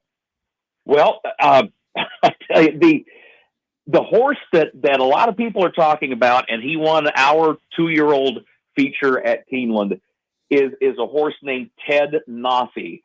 He comes from the powerful Spendthrift Farm. He's well bred. He's an accomplished 2-year-old. That's the one that right now I'm going to say most people are probably going to point to. He's the likely favorite. I don't know. He won at Keeneland. I saw him. Nice colt. I'm not convinced he's the best. Brant from the Bob Baffert barn, based on the West Coast. I think Brant could be maybe the better of the two right now. I guess we'll find out on Saturday. Those are the 2 names that immediately come to mind as far as that 2-year-old division. And you're right. I mean, they're going to be scoring points on Friday, I should say, for the juvenile, scoring points to get in the gate. It's hard to believe. We're already talking about scoring points for the right to go in the gate for the Derby next May. How often do the 2-year-olds and how they do, say, in this year's breeders, does that carry over consistently, or no? Is 7-8 months too long a period of time? I am usually cautious about. I'll give you an example. It sticks in my mind with the Breeders' Cup, for example. The first Breeders' Cup was 1984.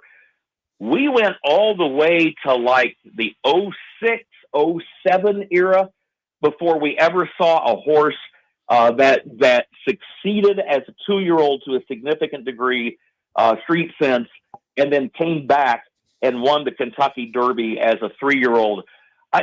Here's the challenge. Let's just use Uncle Bo, who won the Breeders' Cup Juvenile back in 2010. Fantastic horse, went on to be a great sire, was not a big factor. He was champion at 2, won the Breeders' Cup Juvenile at 2, looked overpowering at 2. What Horseman told me, they say he's a classic example of a horse that matured early. He's like the kid when you're growing up, the kid that goes through the growth spurt early, and oh my goodness, he's in 8th grade, he's already 6 feet tall, and he's dominating the basketball game or whatever. Then all of a sudden, everybody else kind of catches up in high school. And I think a lot of times early maturity really helps these 2-year-olds. Then by the time they're 3, like you say, that 6 or 7 months, almost everybody in the class will catch up. Finally, Kurt, the breeders, NBC used to dedicate a whole day to it. Now, granted, they're covering, what do I got here when I do my math? I mean, they're doing like 10 hours of racing, but they're only doing 3.5 of it on NBC, and the rest is on USA and Peacock. Is this still as big in the industry as it seemingly was 10, 20 years ago? Well, that is a head scratcher right now for the thoroughbred industry. And frankly, what you just mentioned, virtually identical challenges in the other sport where I do some work, which is NASCAR, because we hear a lot more talk in both industries in this day and age about, with the Breeders' Cup, you're going up against college football. Yep. You can be going up against the World Series. Mm-hmm. And how do you compete against that? And the television networks, as you mentioned with NBC, they make decisions, frankly, that reflect that. I hear this in NASCAR. I hear NASCAR fans say to me, well, yes, how come, so many Cup Series races are being, veered off toward kind of the spinoff networks. Totally, Kurt. I mean, playoff races, Bristol on USA when NBC's not running anything. It doesn't make sense to us. No, it's a tough one. I know that TV ratings obviously mean a great deal to any sport. I think the thing I keep hearing in both NASCAR and in thoroughbred racing is, well, be glad we've got a television presence. Be glad, regardless of which sport, NBC or whomever is willing to at least put some of it on the flagship broadcast network.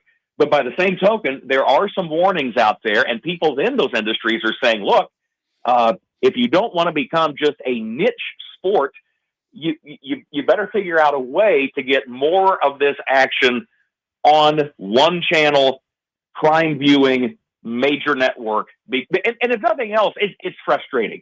My mom is 83, and she will call me and say, I'm confused. Okay, so I watched the Xfinity race on Saturday. It was on one network. Where do I go Sunday to find the Cup race? She'll be calling me this weekend about the Breeders' Cup, asking the same questions. Kurt Becker, follow him on X, Becker Trackside, the voice of racing at Keeneland, and he's going with Sierra Leone in the Classic. Sovereignty, if you missed it, scratched, I believe, yesterday from the race. That race will happen late in the afternoon on Saturday. Kurt, as always, thanks. Be well. All the best to you and your mom, and we'll talk soon. I appreciate it. And fellas, thanks for what you do to cover racing. It means more than you know, so it's always fun. Thank you so much. Kurt Becker, Becker Trackside on X. For the record, USA and Peacock tomorrow, 4 to 8 Eastern. Then the coverage Saturday starts at 2 Eastern, goes to 8 However, only the 3:30 to 7 slots on NBC. The early slot and the late slot are on some combination of USA and Peacock. All I know, David, is that he gave us two of the favorites in the juvenile. Ted Nafe is 4-5. Brandt is 5-2. But if I were to make a bet, I'd go with Blackout Time just for the name of the horse. There you go. 5-1. That's my horse, Blackout Time. Since it's a cocktail party weekend, Right. What other horse can you bet on for the juvenile? All right, for all of you that were kind enough to endure our horse racing talk, Right. we'll get back to our regularly scheduled programming, which is Already in football progress. for the rest of the day. Roy Cummings, Kevin Brockway, JP Shadrick, all coming up to talk Bucs, Gators, Jags. Miller and Moulton, a ton of poll questions to vote on as well. MillerandMoulton.com. Your roof is your home's first line of defense. At Pelican Roofing of Florida, Ronnie John and their team bring years of experience to protect what matters most, your family and your business. From residential repairs to large-scale commercial roofing, we deliver honest work, fair pricing, and quality you can trust. An upgrade on your roof can lower your insurance costs. Don't wait for a leak to turn into a disaster. Call the experts at Pelican Roofing today. 1-866-9-PELICAN. That's 1-866-9-PELICAN. Online at PelicanRoofingCompany.com. CCC 1332512. Let's talk the big differences between Floor Meisters and the big box store that sells flooring. Floor Meisters is family owned. They do flooring, not doors, nuts and bolts, or weed killer. They specialize in it. They know it.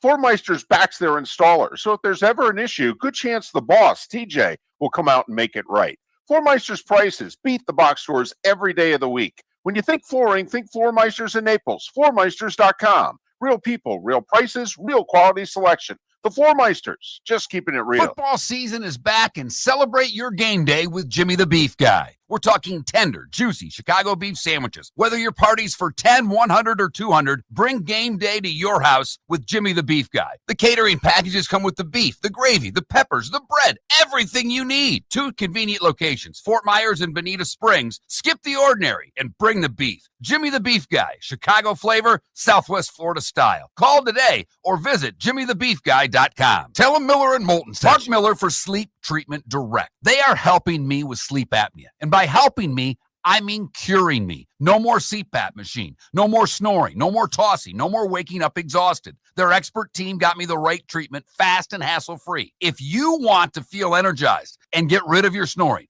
call Sleep Treatment Direct today. 444-1741. That's 239-444-1741. Sleep Treatment Direct. Sleep safe and Todd sound. and I are local. We're involved in our community. We live here, we work here, we're in our showroom every day. We love working with our guests. We love giving back to our community. We are so excited about our new store. Same location, same team, new environment. Every day is like a grand reopening. Absolutely stunning when you walk through our doors now. Come experience the newness of the Diamond District. See what we've done. This year during Thanksgiving week, Fort Myers takes the national stage, hosting not one but two elite women's college basketball tournaments, the Fort Myers Tip-Off and Coconut Hoops, both featuring Power Four teams and nationally ranked programs. Few places in the country can showcase this level of talent. We're proud that Fort Myers is one of them. Don't miss your chance. For tickets, go to visitfortmyers.com/basketball. Lee County, building a better community through business, sports, and tourism. This is Miller and Moulton.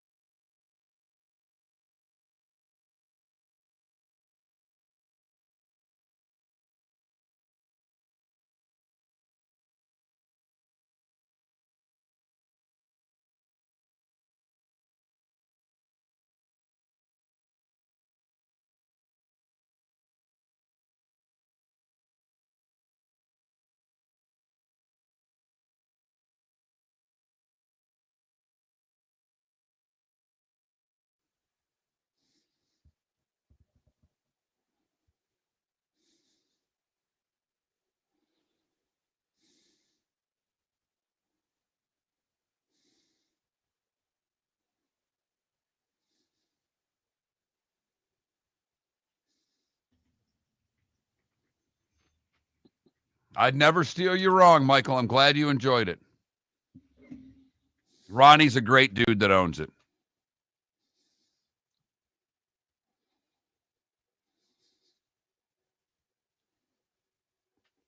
Yeah, but Adam, these days you got to pick which Baffert horse. Like in the juvenile, there's only 8 horses running. 2 of them are Baffert horses.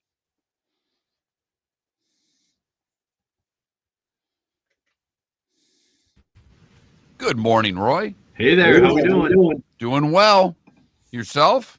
No complaints, all good.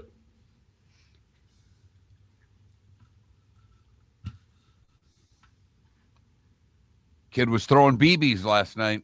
Man, he sure was. Kid was in A-ball playing here in Dunedin. Dunedin. Right. He was not far from you. That's pretty wild, man. That is pretty wild. That is crazy.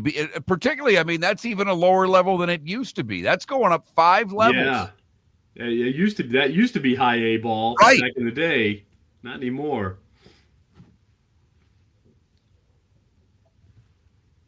But he's got some stuff, man. That splitter. Okay. So Yasevich, late call up. He made $57,000 this year in the majors. Wow. Okay. Prorated. That's what he made. $57,000. Last year, every member of the Dodgers won $440,000 as their playoff share. So you know, you got to figure the Yankees probably made half that. So this kid, you know, is going to make between $250,000 and $500,000 in the next, week, and he just made 57. Yeah. I will say though, he is a first round pick, so he's right. Yeah. They signed pretty good deals now. Yeah. I'm sure he's doing okay, but yeah, you're right. He's going to get a big bonus. Yeah. I still, I read the quote. The fact that he said he walked out when he was walking from the bullpen, he looked around to take it all in. Yeah. 22, and you're looking around at Dodger Stadium. Well, this is neat. I mean, come on, man. Yeah, and good for him because absolutely. A lot of people might not take that moment and say, "Hey, this is what you dreamed of." Right most here. of us, our sphincters would pucker if we tried to take the moment.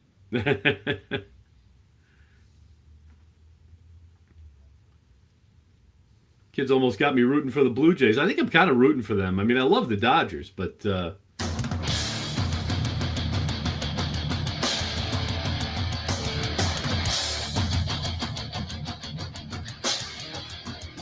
You're listening to Miller and Moulton, coming at you from the Floor Meister Studios. Floor Meisters, keeping it real. And now, here's Mark Miller and David Moulton.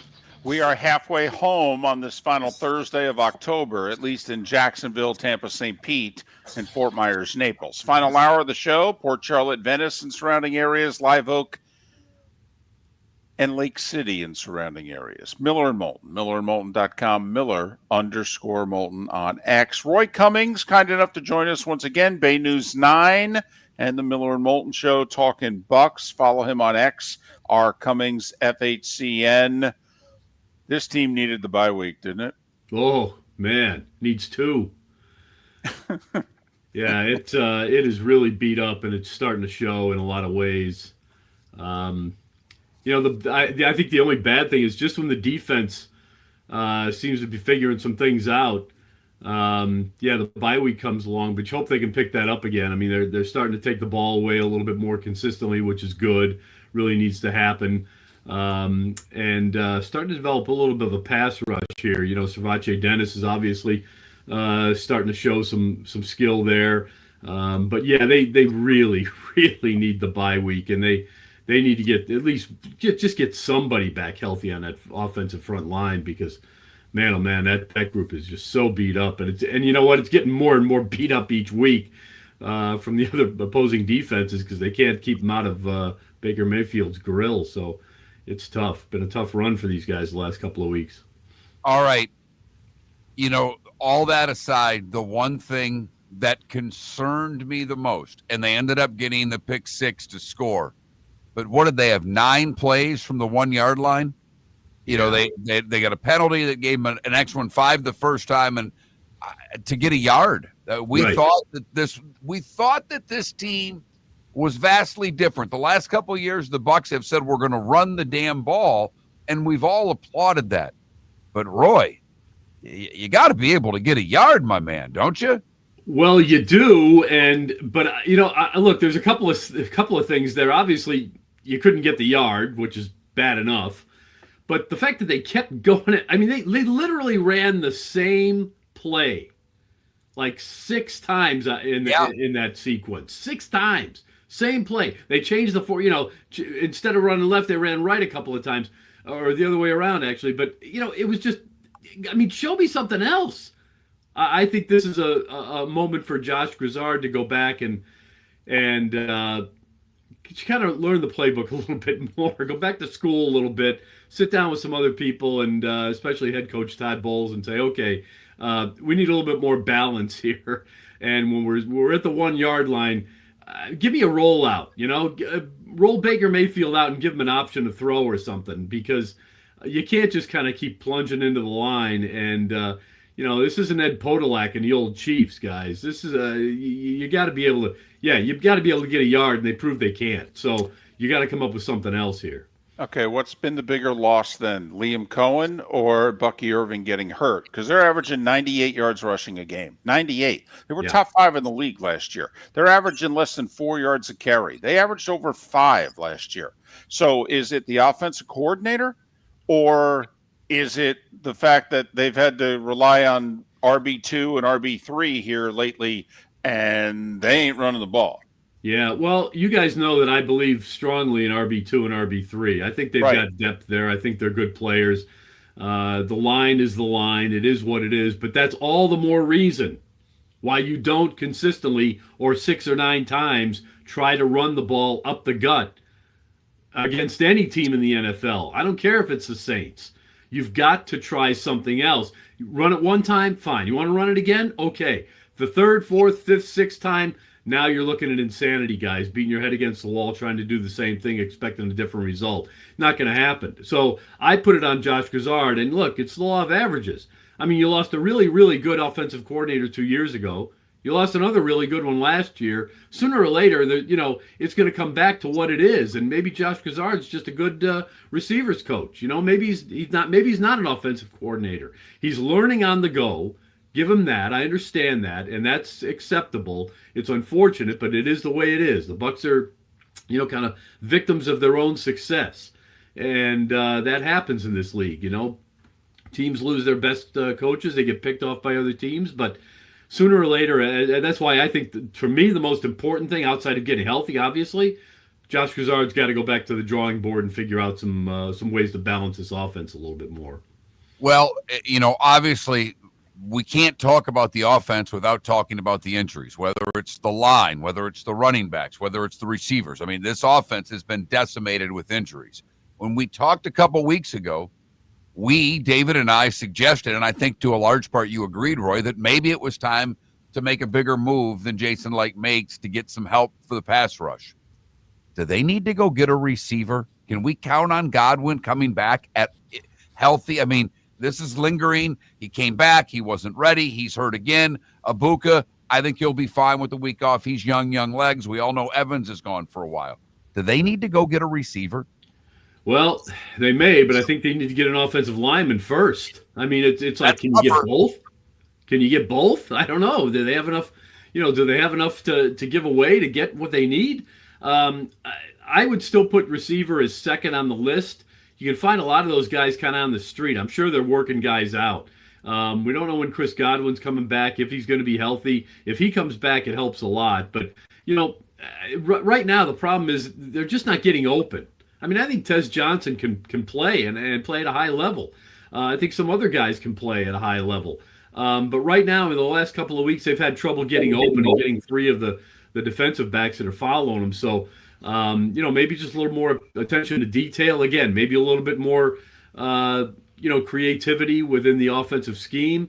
Maybe that helps. They did one thing that I liked last week.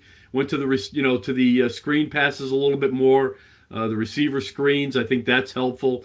Using Kate Otten a little bit more, but still, I think there's some other weapons they can try out. And and see if that can work. So yeah, but I mean, if they have all the, all that they need to go out and get a receiver, absolutely. But usually, you can probably find a receiver somewhere on the street. You can probably not have to pay too much for that. But the offensive lineman, boy, suddenly it's maybe more important than the defensive pass rush than we thought. Yeah, but as Mark mentioned, man, it's tough to pry a good offensive lineman away from a team. I think you can pry a receiver. I'm wondering, do they call the Saints, quite frankly, at 1-7? And, Olave has been mentioned as a target from a lot of teams. Roy, this seems, and we're talking with Roy Cummings about the Bucs. So bye week this week, then host the Patriots, at the Bills, at the Rams. After that, they don't have a team with a winning record on their schedule. They got the Panthers twice, they got the Falcons, they got the Cardinals, Saints, and Dolphins. I mean, they can finish strong if they have their act together, but it seems as if, can they go 2-1? Home for New England, at Buffalo, at the Rams. I mean, because Roy, if they go 2-1, they can contend for the 1 seed. And if they go 2-1, this division's over. Yeah. I'm starting to see talk about home field advantage for the playoffs for these guys. I think it's way too soon, and to start talking about that again, just because of the injuries, the performance over the last couple of weeks. The defense is getting better, but the offense is clearly slid a little bit. The schedule's very tough, as you said, coming up. Yeah, if they can go 2-1 in those three, oh boy, you'll take that every day. It's just like we thought at the beginning of the year. If they went 2-2 in those first four without Chris Godwin, and they thought they'd be great. Without Tristan Wirfs, they thought they'd be in great shape. Well, right now, if they can go 2-1, hey, you know what? I think I might take 1-2 in those 3 games. I'm right there with you. Just don't go 0-3. I'm right there with you, Roy. Because then at 0-3, and granted, you want 2-1, you want 3-0, but at 0-3, it really gets into your head. At 1-2, it doesn't. It's probably not so bad, depending on how you play. I mean, you are gonna, you're facing some really good teams. Patriots better than they thought, but how does Drake May look against this defense all of a sudden? That's something you got to think about. So, look, the chances are there for them to go 2-1 for sure. I think it's doable, but just don't go 0-3. Because that's what happened to Atlanta last year. Atlanta had swept the Bucs, looked like they had the division wrapped up, and next thing you know, they go 0 for a month, and Tampa said, "Thank you very much." Who comes back to reality first? Your Blackhawks that are off to a great start, or the Lightning who are off to a poor start and are underachieving thus far? Which one gets back to the team we've known for the last 5 years, Roy? Well, I hope it's the Lightning, because that'll be good for everybody, right? Right. Going to see the Lightning tonight, and look, they played pretty well against on the road at Nashville, won there. Vasilevsky seems to be getting his game together. He was not right at the beginning of the year. They're missing some pieces as well, and Kucherov doesn't seem too focused. But look, I think they'll be fine. Again, the East is not that strong. The West is, and I'm just hoping the Blackhawks can ride the wave as long as possible. They got some energy, and they are a fun team to watch, man. They are fast. They are, for sure. They are very fast. He's Roy Cummings. R Cummings FHCN is how you follow him on X. Talking the Bucs with Roy. He does some work with Bay News 9, and he's been with us for 20 years. Roy, enjoy the Lightning game tonight. Enjoy your bye week. Yeah. And we'll talk next week. All right, guys. Take care. Thanks. Roy Cummings, kind enough to join us once again on the American Paint Supplies hotline. Roy and all our guests join us there. Your one-stop shop for all your coating needs. Kevin Brockway to talk the cocktail party in 25 minutes, and JP Shadrick to talk the Jags at the top of the Diamond District bonus hour, all coming up here on Miller and Moulton. Not 1, not 2, but 3 poll questions. What do you call the game? Georgia, Florida, Florida, Georgia, cocktail party.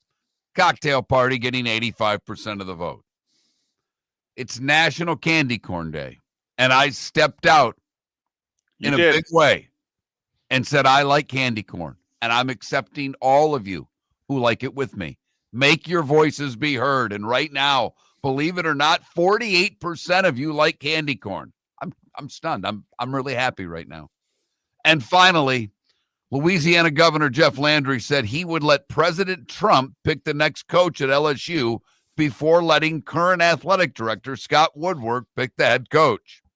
Which coach should President Trump hire? Penn State, Florida, or LSU?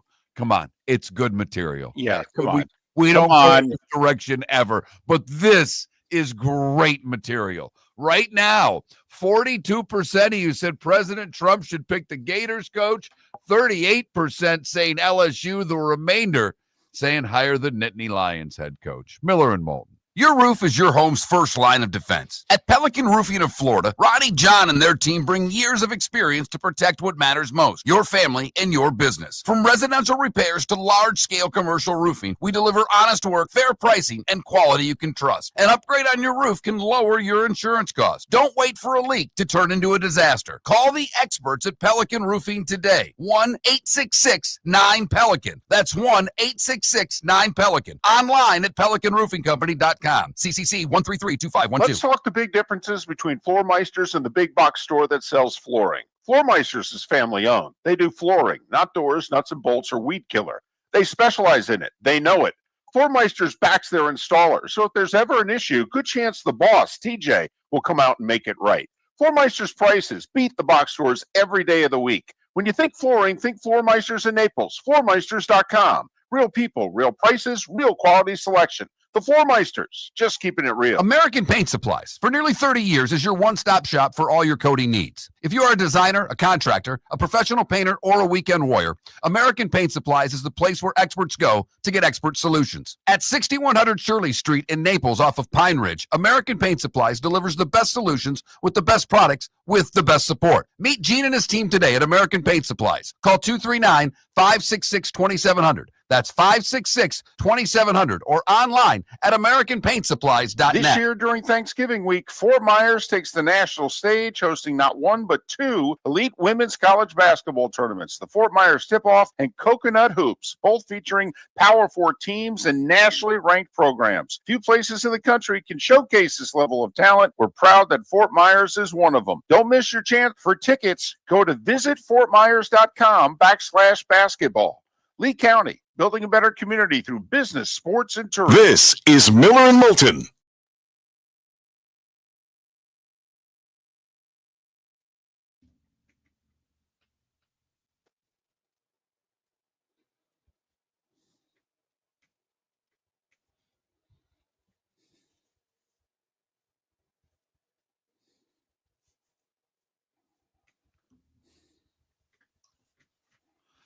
I just need to ask chat in case you didn't know. Are any of you looking to buy a really expensive house? Because I'd love to help, particularly if we did it all remotely, how my last one went. That was as much fun as I've ever had. So if you're ready, I'm ready for you. Sorry, Clark, I'm openly advertising in front of another realtor. No, you cannot. I'd prefer, Panda, if you do it with cash, too. Cash. Bless you. Thank you.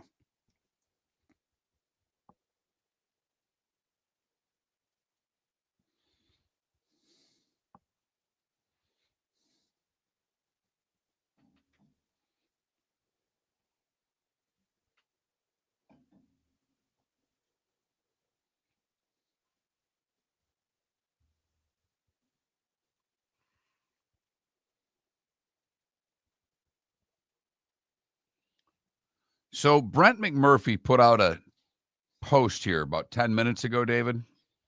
Mm-hmm. Worst records versus power conference team since 2024. Florida State's got to be. They're fifth. Purdue has not won a game. Right.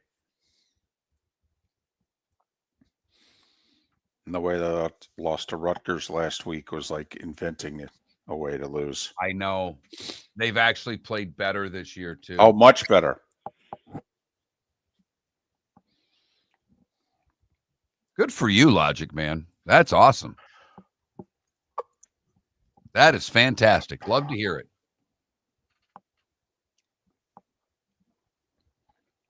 Wish I would have been smart enough to do that myself, but I didn't, because no one's ever accused me of being smart when it comes to investments.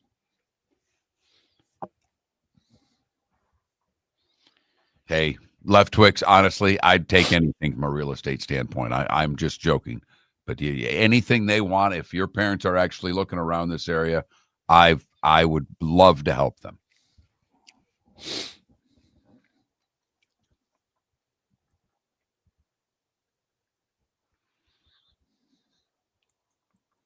And unlike Clark, who's got all these clients, I'm easier to get. I get back to you right away. How about that, Clark? And if I have to, Clark, if you really come at me, I will ban you from the room. I'm kidding. Come on. Let me have some fun.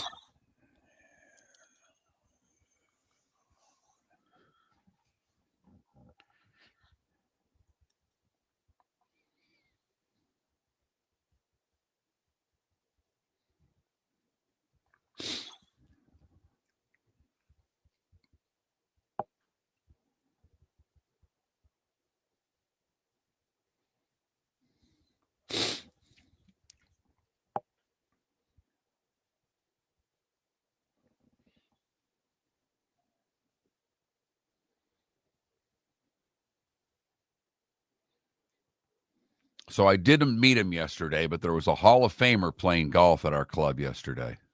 And I would say a top 10 all-time D-man ever. Raymond Bork. Wow. Top 10 for sure. You're borderline top 5.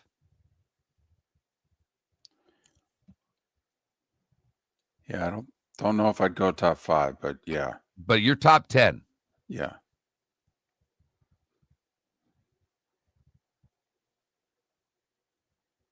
course, the funny thing is he's no better than the second best Bruins defenseman of all time. And right, because you start with number 4. And some would even take Brad Park, but yeah.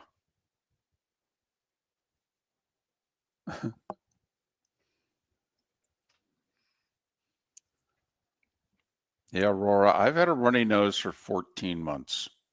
I have no idea what's going on. Welcome back to Miller and Moulton. Text the guys what's in your mind at 21,000. That's 21000. And now, here's David Moulton. 21 minutes past the hour. Kevin Brockway in a little more than 15 minutes to talk the cocktail party. The world's largest outdoor cocktail party. Some call it Georgia, Florida. Some call it Florida, Georgia. But, what can I say? Still the Holy War. It's still the Civil War. All right. It's still the shootout. I don't know what to tell you. That's the kind of show we run here.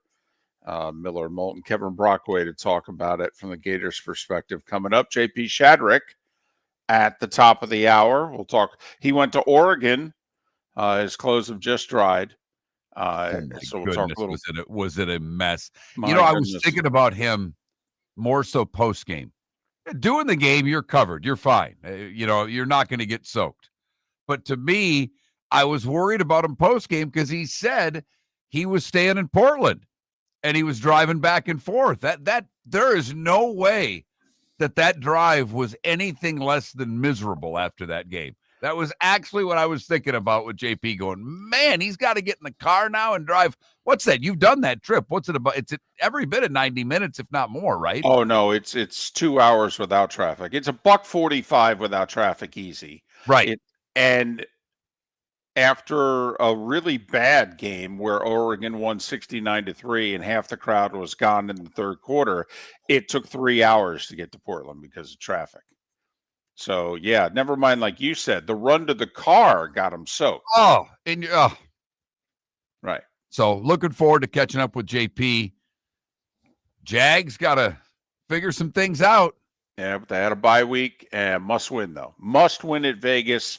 And they've got some wins on their schedule. We said it last night. It's a path to 9 that looks doable, actually. 10, they don't have to be any great shakes to get to 10. Now, you wonder, is 10 going to be enough? We looked at their schedule yesterday. They got to play the Chargers. And you wonder if that's one of their 10, would that be a wild card tiebreaker and get them into the postseason? We'll see. Right now, they're the 8th seed in the AFC. They're out. And look, we think the Chiefs are going to get beyond 10, but remember, if they were to get the Chargers, that means they've beaten the Chargers and the Chiefs. And in theory, this Sunday, the Raiders. So beating up on the AFC West, who'd have thunk it? Hey, speaking of who'd have thunk it, so did you see the ratings for Game 3 of the World Series? You know that went until 3 a.m. Eastern. Right. So the Monday Night Football game really hurt the World Series because the team involved was the Chiefs. That hurt Fox. That hurt the Dodgers and the Jays a lot. Also, the game was tied at the half. So there's not, and then the Chiefs score, but it's on 4th down. It's a long possession, and they don't make it a 2-score game till like the very end of the third quarter, and it's 10:30 Eastern. And so, based on the ratings, Mark, the Monday Night Football audience didn't leave the game for the World Series until all the scoring had taken place in Los Angeles.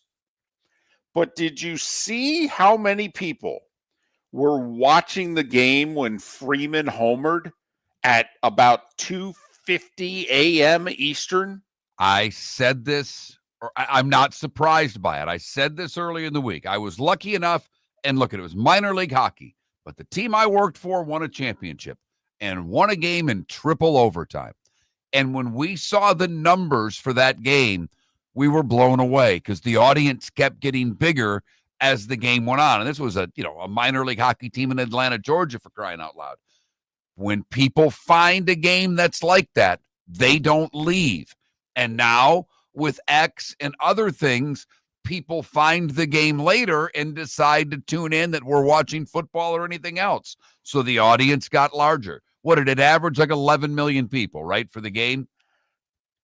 But there were more people watching when Freeman homered than were watching on the first pitch. 8 million people were watching the game at 10 minutes to 3 a.m. Eastern. 10 to 3 a.m. I mean, I was one of them, and I was in Kansas City, and I had to get up. But, I mean, come on, once you're in, got to stay in, right? Plus, I knew with every inning that went by, we're talking about this in the morning. And I wasn't going to text Mark because now my phone doesn't make noise when I receive a text, but a lot of phones do. And I'm like, I can't text him and possibly wake him up at this hour. I'm going to tell you this right now, David. You can. And if you wake me up, I'm not lying.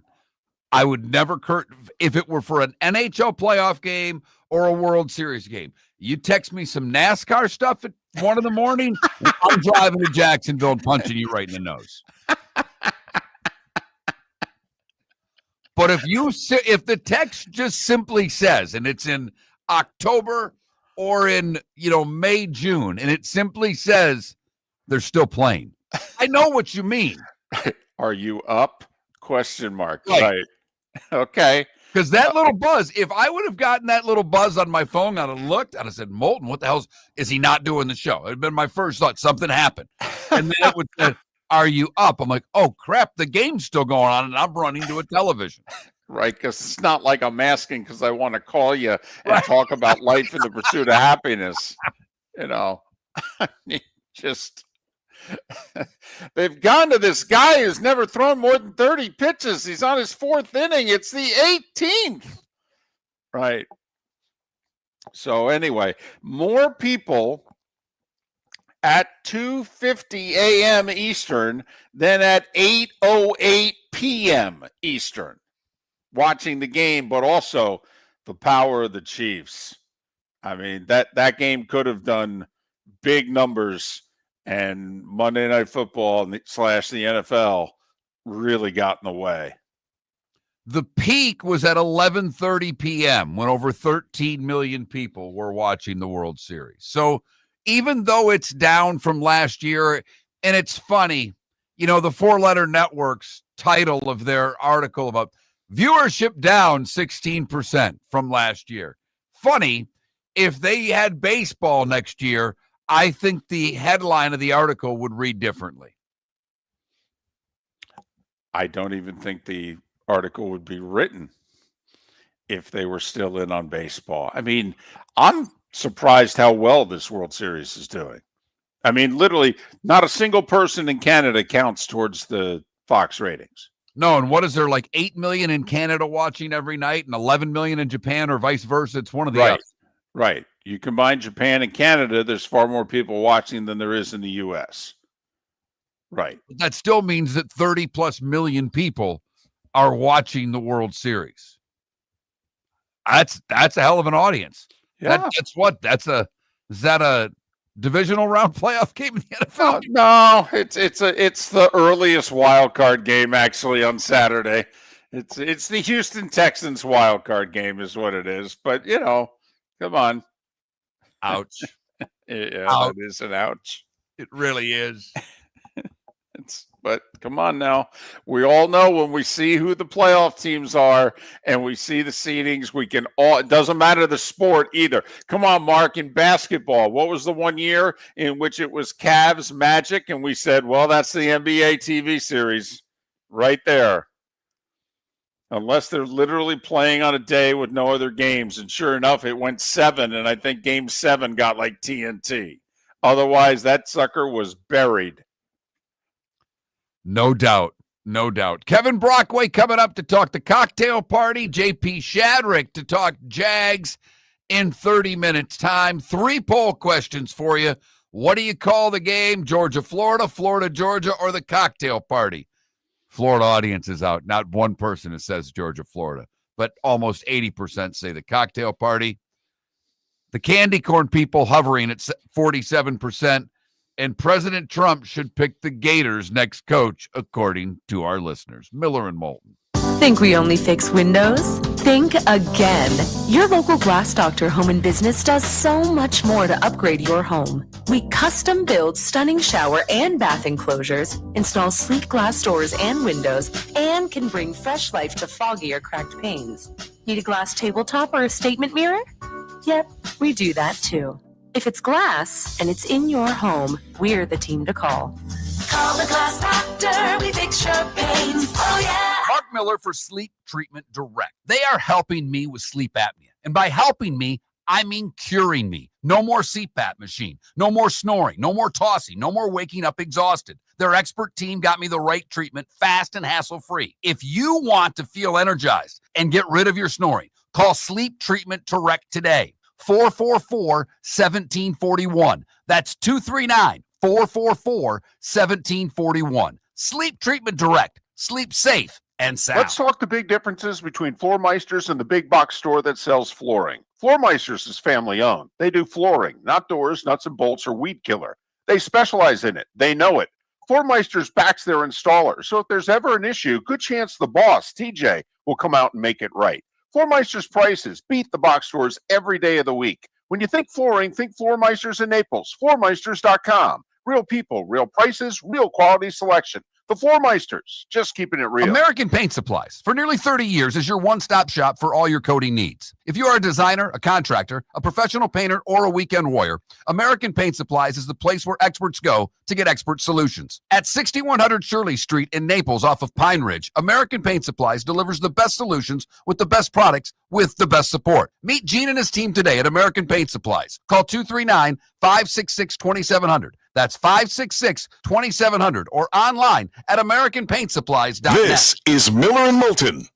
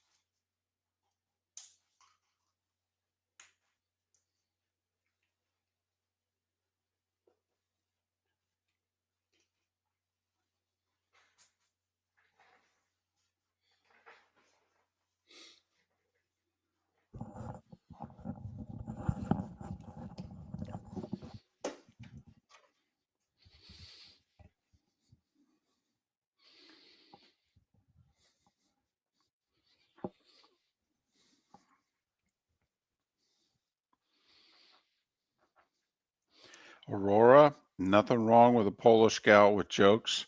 Hell, my college sweetheart was a Polish gal without jokes.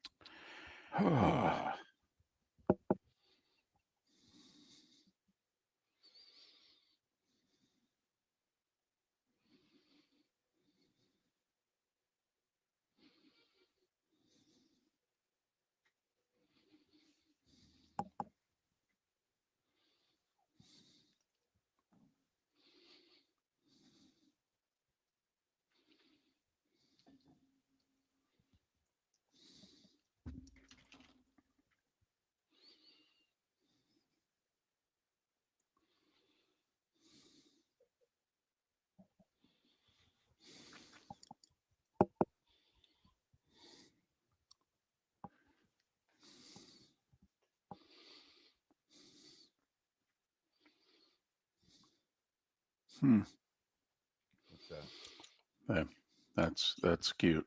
They put the ski on the front. That's cute.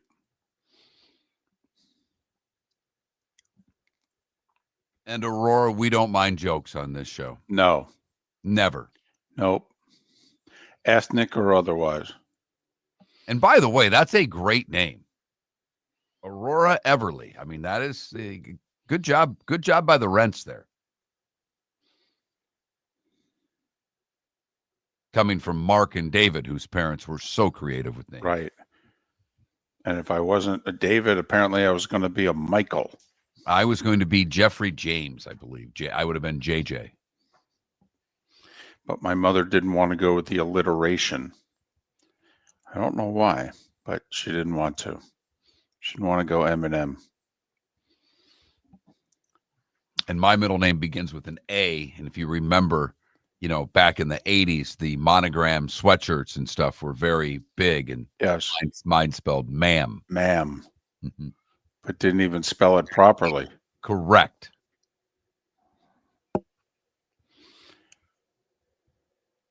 So, of course, all these years later, I get my mother back by being a part of Miller and Moulton.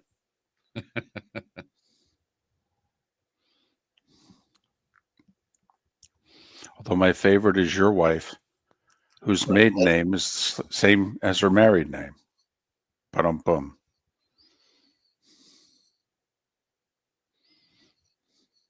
As Bob Newhart would joke with you, Mark, well, it was good. She didn't have to change the monogram towels. Right.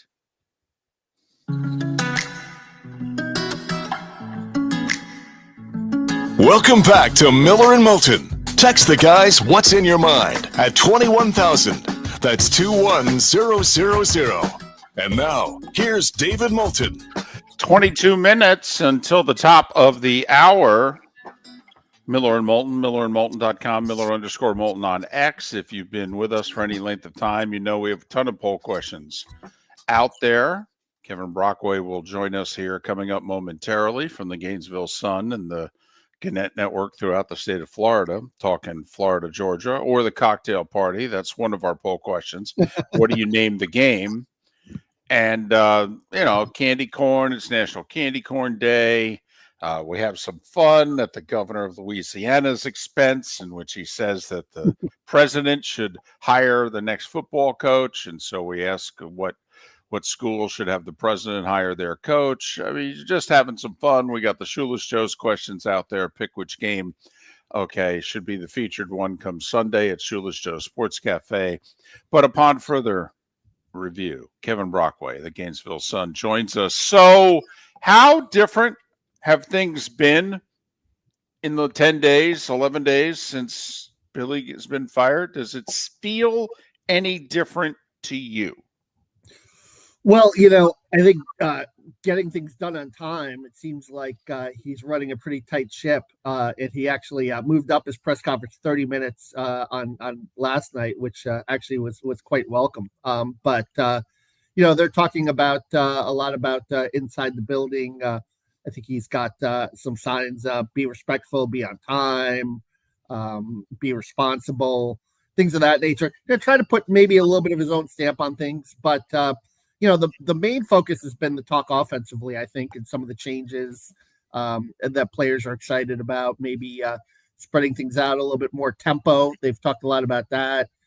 Florida, I think, was 1/10 in tempo in terms of 28 seconds per play, and they're hoping that the changes with Ryan O'Hara calling the plays to DJ Lagway, directly through the helmet, will result in getting the plays in quicker and maybe running a little bit of a quicker offense.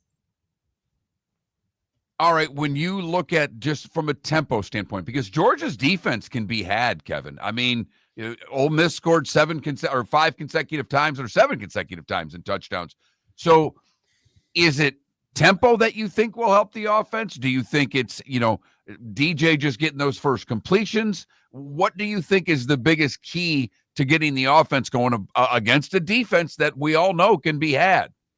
Yeah, I think fast start is important. I think that, what's going to be interesting is, Billy Napier, when they asked him about his reliance on 12 personnel, 2 tight ends, he talked a lot about concerns about protection, and that's why he did it. And the fact that DJ Lagway is no longer, as mobile as he was coming out of high school with all the various injuries and so forth. And so I'll be curious to see if they do spread things out a little bit, how well are they going to protect the quarterback? Now, Georgia, because of the NFL draft, has lost a lot of pass rushers. They're actually last in the SEC in sacks this year. So what you would perceive to be an attacking Georgia team that could get to the quarterback this year, they haven't quite, been to that level for some reason. But still Kirby Smart. You still know he's going to devise some things. So that will be interesting with these offensive changes, I think, is can they keep, DJ upright? And can DJ, if he continues to get healthy, get out of trouble when he has to. But it has the potential to be a more exciting offense. Now, Vernell Brown III is out, one of the receivers, but they talk a lot about this week about Trey Wilson, Eugene Wilson, getting more reps and him practicing really well the last couple of weeks, and him possibly being more of a factor in the offense, especially with Vernell Brown out. How key do you think this game is for this team to stay together as a team? That, if they lose this game again, then you wonder, do they get on the phone and start planning for 2026? Where, Kevin, if they win this game, then they're like, well, listen, we got our rivals in Tennessee. We got our rivals in Florida State. We can still finish strong here. We've got something to play for. I sense that this game is important for how November is going to go. I agree. Yeah. And I think even if they're competitive, but they play close and they give Georgia a pretty good game, I think they would still take away from that. Hey, look, we can, string something together here at the end of the year, because I think the schedule after Georgia, well, I mean, you got Ole Miss, but other than that, you've probably got a few winnable games after that. So I do think that this is an important game in that regard. Motivation is going to be a key. That's why, I want to see, even how they start this game too, in terms of like where they are mentally. I mean, they're saying the right things, but I think the first half will tell a lot in that regard. Billy, and Billy Gonzalez, it's kind of got a weird feel because, in the beginning of the year, this was supposed to be a measuring stick game and, can they finally beat Georgia and so forth. And now I think the focus for Florida with all the changes and the fired coaches turned more inward in terms of, hey, we have to get our own stuff together. And I mean, I think there might be a little bit of an adjustment too, but in terms of motivation, I think, if Billy Gonzalez has a plan and it works, it's going to go a long way. And I know that's kind of a chicken and egg argument, but if they can have some success early, the football's a momentum game and that'll breed more success. All right. Obviously, we're not going to find out who the coach is until some time. I mean, particularly if they're going after someone who's currently coaching, a.k.a. Lane Kiffin. But has there been any, most of, I don't want to say positive. It's not really right to say positive after someone gets fired. But as we've moved forward, has there been any backlash over the Napier firing? Is there anybody saying we did this too soon? This is actually hurting us to find our next coach. Is there any backlash at all, Kevin? I wouldn't say so. I would say the only, thing from some fans, there was a feeling of, Billy went on that run last year. If he doesn't go on the run last year and they decide to pull the plug at the end of the year, and then maybe you think it's an easier cycle. But now it's going to be chaos because of all these teams. And there's probably going to be more to come. I mean, I don't think Hugh Freeze is on the safest seat right now at Auburn. There are questions about, Mark Stoops at Kentucky, and that's just the SEC side. But it is going to be a coaching cycle that it's going to be difficult, and you're going to have to spend a lot to get the guy you want because of the number of jobs. It's a supply and demand thing, and the scarcity of really, really strong coaches. So I think Lane Kiffin's in a great spot right now, because he can create a bidding war if he wants. I know he said on the Pat McAfee show, money isn't everything. His agent, Jimmy Sexton, probably disagrees in that regard, but I think he can write his ticket. And if Florida, does want him, it's going to be interesting to see. And indications are, at least on the money side, they do. It's going to be interesting to see how much they'd be willing to spend to get him. Kevin Brockway, Gainesville's son, Gannett throughout the state of Florida. You can follow Kevin on X, Kevin Brockway G1, Kevin Brockway G1. Is money an issue at all with Florida? Is money an issue at all? I don't know if it's, I think on the administrative side, there's always been a feeling, and this goes back to Chairman Foley, about being responsible with money. And I think that's more, but will they be pushed by the money people to get the coach they want and to throw that caution to the wind? And I think, in today's rev shoe era, it's always a slight, factor. But I think they'll be willing to spend if it's the right guy. And if it's the guy they really want, I think they'll be willing to go up to where they need to go. Now, on the buyout side, it'll be interesting throughout this whole cycle to see if buyouts get adjusted, how buyouts get adjusted. We saw in LSU, the governors get involved there in terms of that and thinking that that's ridiculous. But it's part of the market. And I mean, Scott Strickland even said in his press conference, hey, look, the market dictates the buyouts, and, we could probably get on our high horse and demand, those clauses to be less financially damaging, but then you wouldn't get the coach you want. So I think that, they're going to have to, like I said, not only spend, but probably, create a buyout package in place and hope they have the right guy. Now that the buyouts, it's no different than the NFL. Now this is the NFL light. It's not the buyouts that bother me. It's the 10-year deal. I mean, and I know these coaches want the long-term deal. How set do you think the Gators are, or how stern would they be and say, you know what, you're getting a 6-year deal, not a 10-year deal. You're getting a 5-year deal, because we now want a quicker turnaround. And Scagnetti at Indiana has made it miserable on every other athletic director hiring a coach. Yeah, I think, the Scagnetti effect and the Mike Elko effect, I think, changed a lot of perceptions in these coaches, particularly Billy Napier. And I don't know so much Brian Kelly, but of these guys saying, oh, you need 3 or 4 years to build it. Well, in the transfer portal era, that's simply not true now. You can turn it quickly if you get the right players. And that wore out the Billy Napier excuse for sure for so many years that he inherited, bad talent and, needs time to turn around and build a foundation and build a program. It just never happened here in that regard.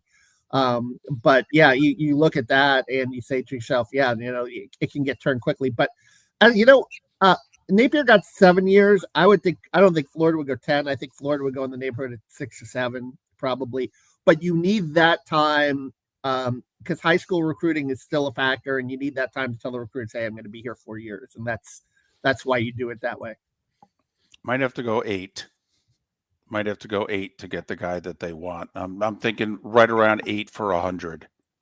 If you're going for the biggest fish, yeah. All right. I think you might have to go 8 for 100. I'm hearing 1 year less, but more money, David. The 13.5 instead of 12.5. I'm hearing more than that. Oh, all righty then. He's Kevin Brockway, Gainesville Sun, Gannett throughout the state of Florida. Follow him on X at Kevin Brockway G1, Kevin Brockway G1.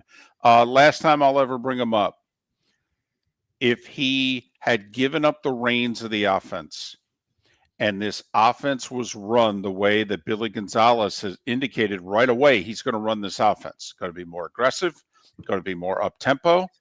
Basically, we're going to be better offensively, is what Billy said without saying it in his first meeting with you guys. If Napier had given up the reins of the offense and somebody had run it well, he'd still be the coach, wouldn't he? Yeah, possibly. I think the other thing with Billy, too, is, for all this talk of complimentary football, and he tried to sit on a lot of leads. And you look at the second half numbers, and I think it's, 41-23. And even in that Texas game that they won, I just think his whole idea, it reminded me a lot of Muschamp in terms of like playing this NFL style. College, man, you got to score points. You just got to, because the margin for error is so thin. I mean, you saw in the USF, and you got to be able to finish in the red zone, which you didn't do against USF, because you saw in the, certainly in the USF game, one bad snap over, the center, and kids make mistakes, that's 2 points, and you lose by 2 points. So yeah, you just got you got to have that mindset of every possession to go for it, because I think that in today's college football, to play that complementary style, unless you have that real, even killing DeBoer, you see that at Alabama. Nick Saban and Kirby used to be a little more conservative, but now Kirby's scoring points at Georgia. You just gotta, and Nick Saban came around with Lane Kiffin in 2015. You gotta try to get as many points on the board as possible and not play that, conservative, or what Billy used to call complimentary football. But yeah, I think the tempo too, and the spread, I think that, had a lot to do with it. What chance do you give the Gators on Saturday?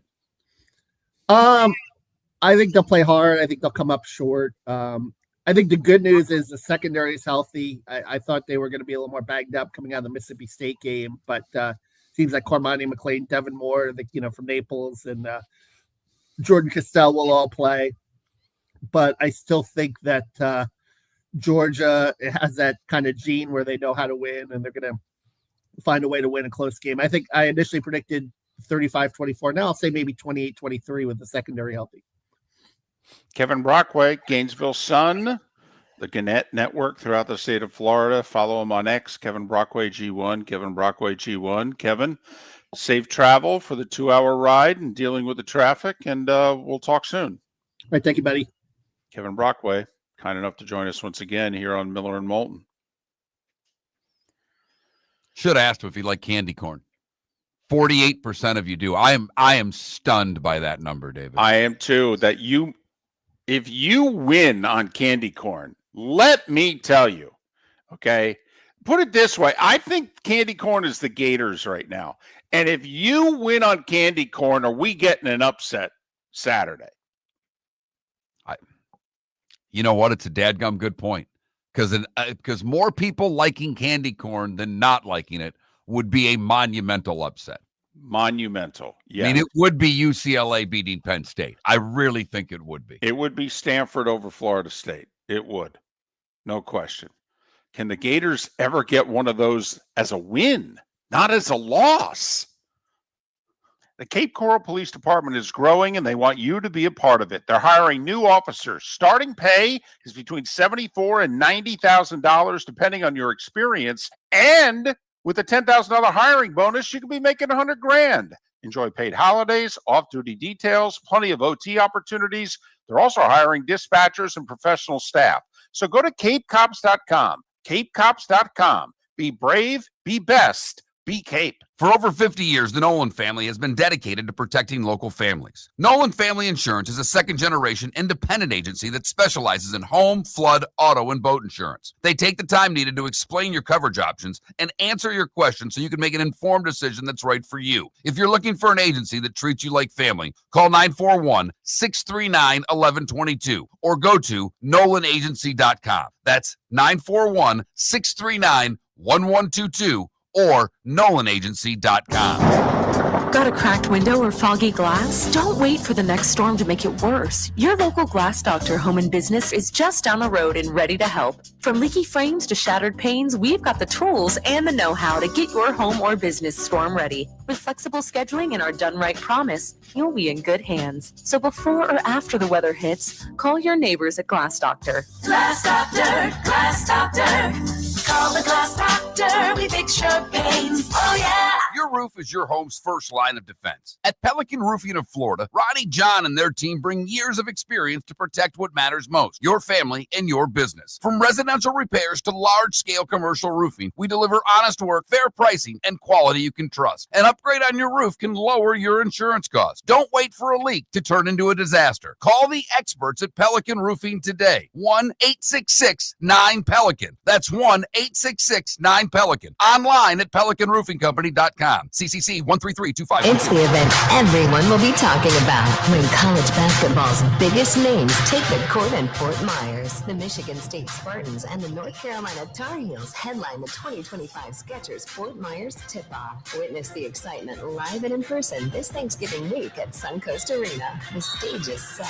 Will you be there? Lock in your spot now at FortMyersTipoff.com/go. That's FortMyersTipoff.com/go. See you Thanksgiving week at Suncoast Arena. American Paint Supplies, for nearly 30 years, is your one-stop shop for all your coating needs. If you are a designer, a contractor, a professional painter, or a weekend warrior, American Paint Supplies is the place where experts go to get expert solutions. At 6100 Shirley Street in Naples off of Pine Ridge, American Paint Supplies delivers the best solutions with the best products with the best support. Meet Gene and his team today at American Paint Supplies. Call 239-566-2700. That's 566-2700 or online at AmericanPaintSupplies.net. This is Miller and Moulton.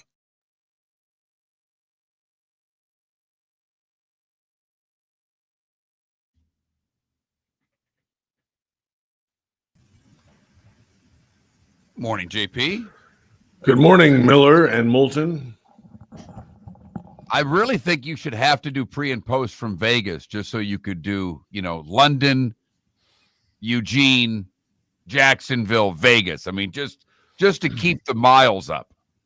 I mean, it's all about status. It's all about Delta status. So whatever I need to do to get to that 10,000 threshold. Let me tell you, you need a lot of blanking miles to have status with Delta, because I got 250,000 miles right now with Delta. And when I try to upgrade, they're like, dude, you're like number 37 out of 51. Jacksonville's like the worst because there's so many people that have to go out of here to Atlanta right. that have all these things. Everybody's got all these cards now. So it's like. Yeah, the airline credit card ruins status for the person who actually flies. Yeah. And they changed their thing. So now it's about the spend only, not the actual mileage that you fly anymore. So you have to spend 10 grand qualification dollars to get to the gold. Right. And then, it's that. They right. changed all that. Exactly. And Dave, tell us how you really feel, Dave. Just another hand changing and then the hotels also, it's not the people that rent it, or make the reservation. Right. Yes. Guys are all scamming us. Give us our damn points and miles, will you? We're spending hard-earned money here with you. All right. I feel better. Good. Thanks, Kirk. Yep. Hey, have I shown you my dog? Oh, I'm sorry. Golly. How was the drive to Portland post game? I was thinking about you. I turned the game on because one, I picked it, and I'm like, I see the weather. I'm like, if I didn't know it was going to be a monsoon, I wasn't laying 30 points. So I'm ticked off there. Then my mind completely went. I almost texted you and said drive safe. because I knew you were going back to Portland after the game. That must have been a fun ride. It was wet and wild, yeah. So we had a big minivan, and of course, one gentleman in our group is we had, let's just say we had a few IPAs in the back, at least. We have a designated driver, which is great. So it wasn't too bad. Okay. From my perspective. As long as you were behind the wheel. It was probably it was like 2.5. We had to slow it down some because of the rain. So it was probably 2.5, 3. Yeah. I mean, yeah. Yep. Something like that. But it's fine. From my perspective, I was in the back row. I was having a good time. Yeah, good to know that you had the Rogue beers back there and you were ready to go. No, it was cool. Yeah, Eugene was all right. I mean, it's a pretty place. The rain and the sun popping out, rainbows and the colors and all the deal, pretty good. Now, I don't think it was full on Eugene Autzen because of the opponent and the weather, but it was cool. I love the end of the third quarter. That was the video is pretty cool. Shout video, yeah, it's neat. All the guests in the video and stuff. Yeah. Were the players dancing? Because if the margin's big enough, the players dance with it. I wasn't paying attention over there. Like when it was 69-3 against Oklahoma State, the players were dancing to shout. When it was, tied against Indiana, they were not dancing. Right. Well, that makes sense. Yeah. Yeah. Yeah, I got back Sunday night or whenever I got. Yeah, Sunday.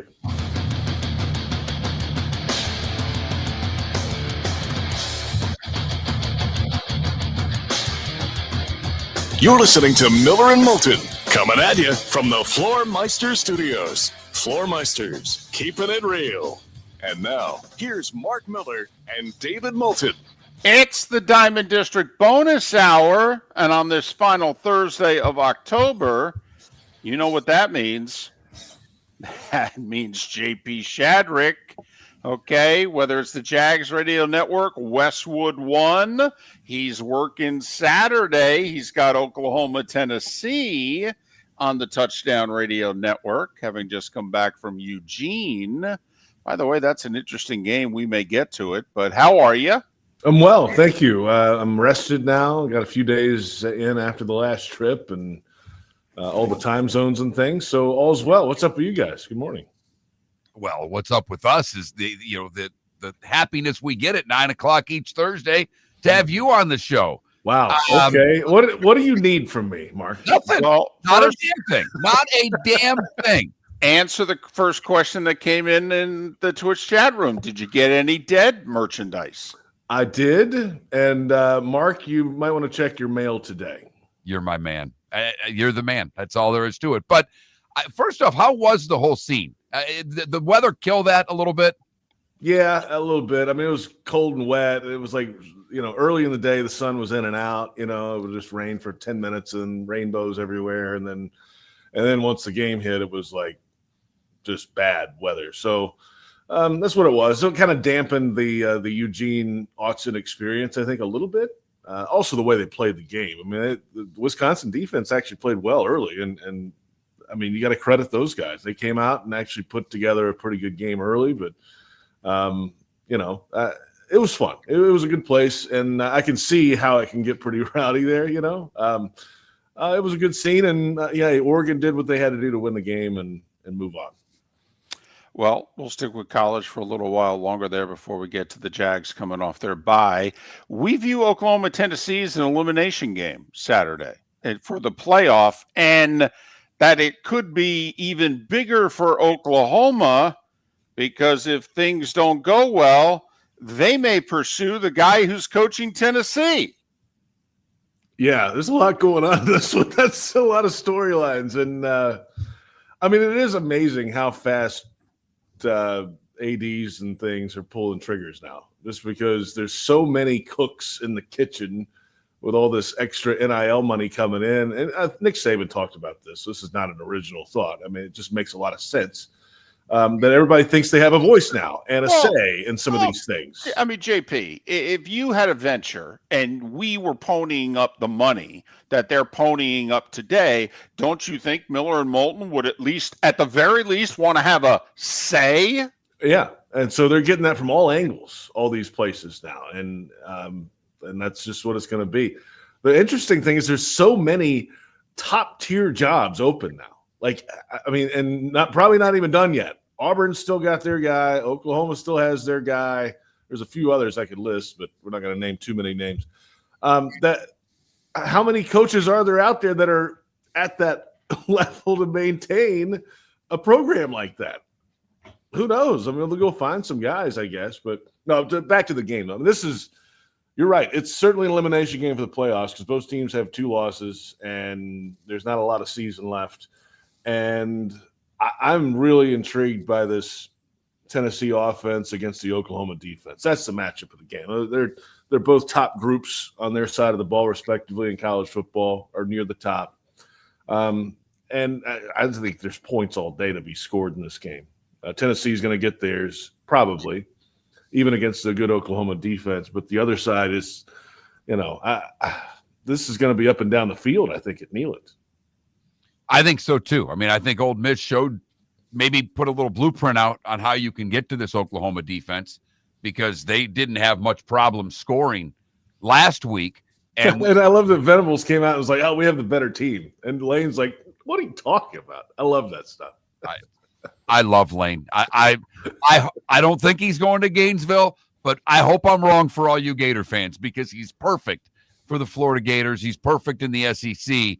But Tennessee, they can score. Now, they don't stop anybody. So is this I don't know about get-right game because Oklahoma was fine offensively against Ole Miss. They didn't look good a couple weeks prior to that. But is this a game where you think Oklahoma should be able to score at will? Yeah, I don't think Tennessee's defense is worth a damn. I mean, right. they can't do anything. I mean, so they better score 45 a game on offense because if they don't, they have a new coach in Tennessee too. So at least they have that going for them, the offense, but the defense leaves a lot to be desired in Tennessee. So I think you can get after this all into your defense for sure. The significance of the Jags game Sunday in Vegas, doesn't it scream if we win it, then we're probably going to be playing meaningful games in late December and we'll be, jonesing for a playoff spot. If they lose to the Raiders coming off their bye, then isn't it same old Jags? That's a little strong, but I know where you're going. Right. If they lose, they're 4-4. And they're right there still if they can figure some things out in the next little stretch. I know. Hold on. Let me get through it. So 4-4 ain't 2-5 or 2-6, right? Okay. 4-4. You're still right there. We've seen a team that's 3-3 in 2017 rally in December, win the thing, and go to the AFC Championship game. So the season is not over. However, there are some very important games ahead if this is a losing result on Sunday in Vegas. If they win it, yeah, it's a good step. Now, 4 of the next 5 are on the road, and those 4 on the road are against losing teams. So the schedule, in theory, lightens a little bit.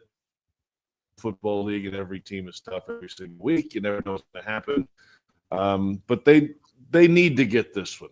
We've had a couple people on our show say that's a must-win game. Well, must-win games are if you get eliminated, right? That's.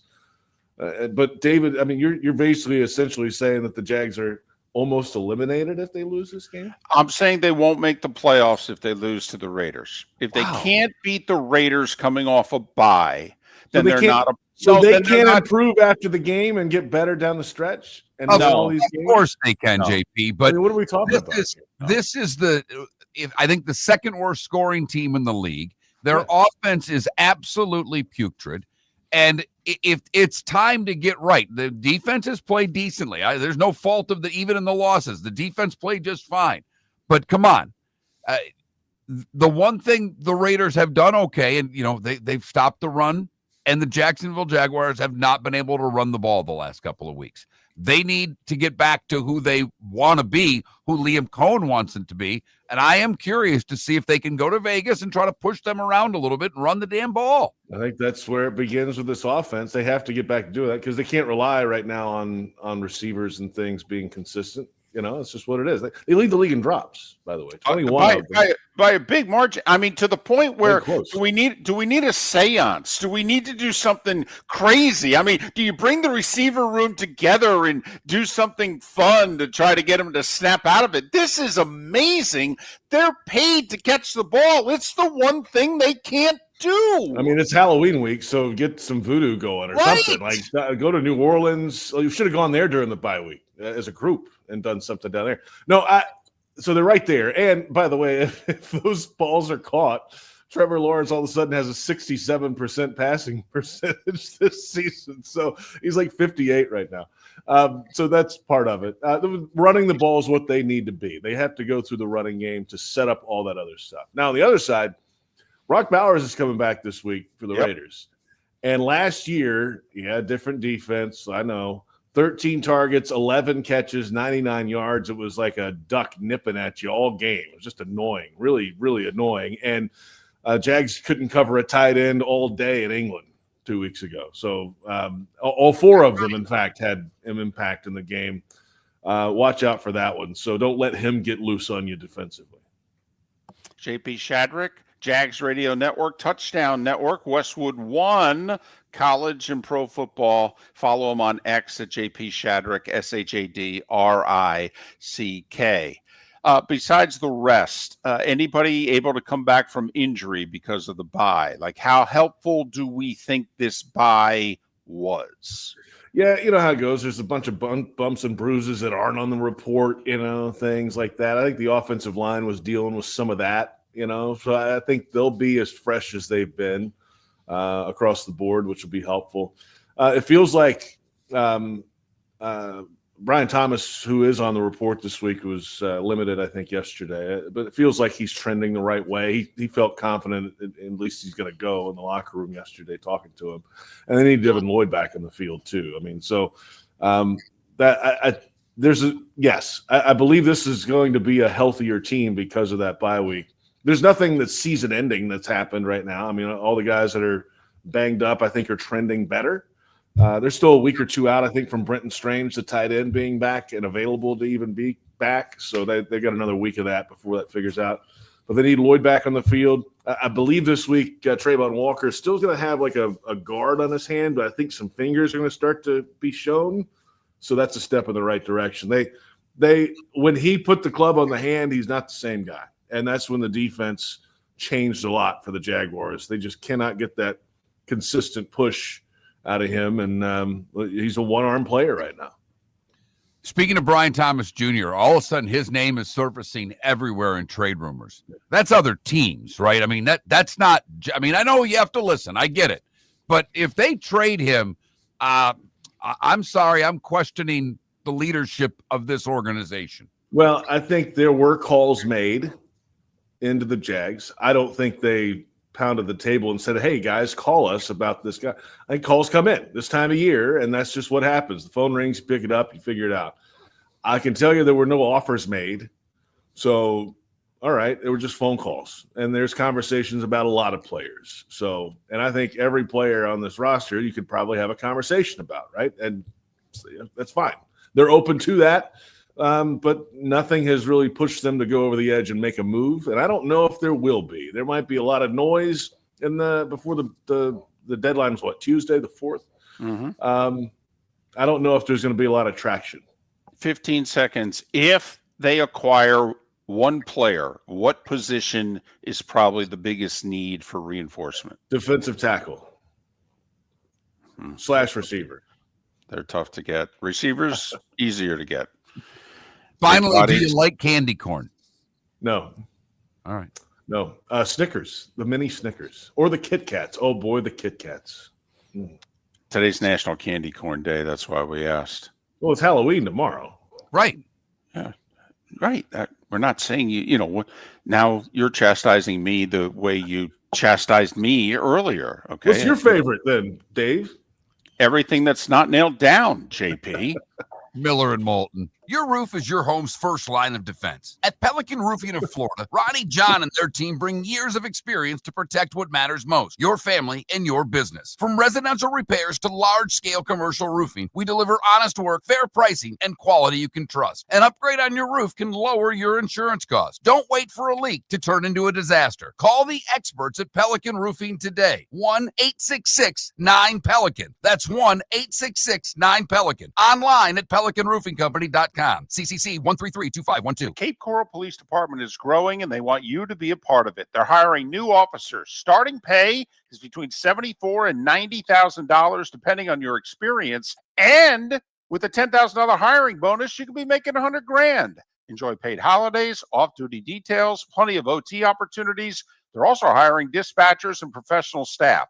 So go to CapeCops.com. CapeCops.com. Be brave, be best, be Cape. American Paint Supplies, for nearly 30 years, is your one-stop shop for all your coating needs. If you are a designer, a contractor, a professional painter, or a weekend warrior, American Paint Supplies is the place where experts go to get expert solutions. At 6100 Shirley Street in Naples off of Pine Ridge, American Paint Supplies delivers the best solutions with the best products with the best support. Meet Gene and his team today at American Paint Supplies. Call 239-566-2700. That's 566-2700 or online at AmericanPaintSupplies.net. Let's talk the big differences between Floormeisters and the big box store that sells flooring. Floormeisters is family owned. They do flooring, not doors, nuts and bolts, or weed killer. They specialize in it. They know it. Floormeisters backs their installer. So if there's ever an issue, good chance the boss, TJ, will come out and make it right. Floormeisters prices beat the box stores every day of the week. When you think flooring, think Floormeisters in Naples. Floormeisters.com. Real people, real prices, real quality selection. The Floormeisters, just keeping it real. This is Miller and Moulton.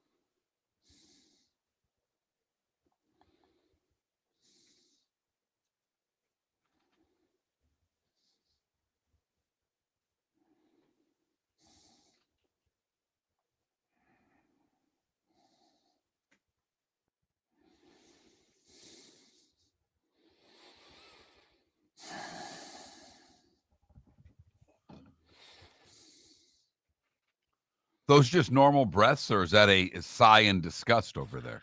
That was a sigh in disgust, ladies and gentlemen. That was a sigh in disgust. I am guessing it's something about a change in perhaps travel plans or a meeting he has to sit in on. One of the two. Could be both.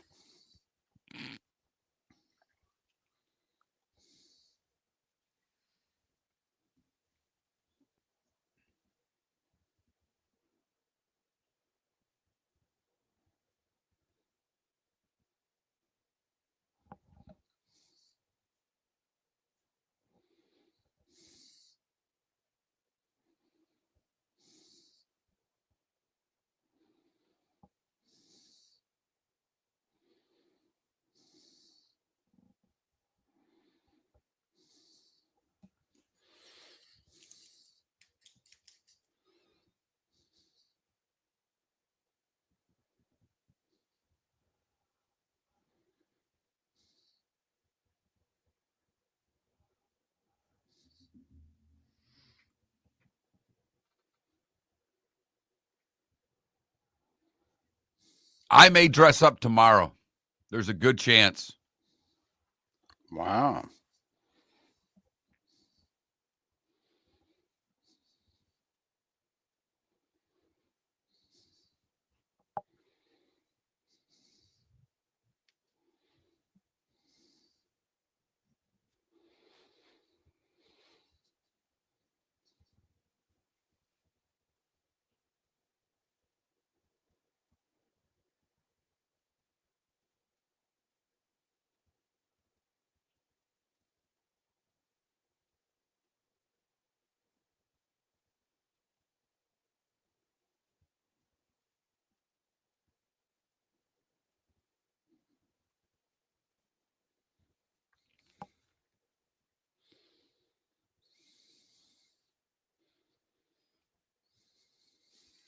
I may wear a sports jersey tomorrow. That's exactly what my plan is.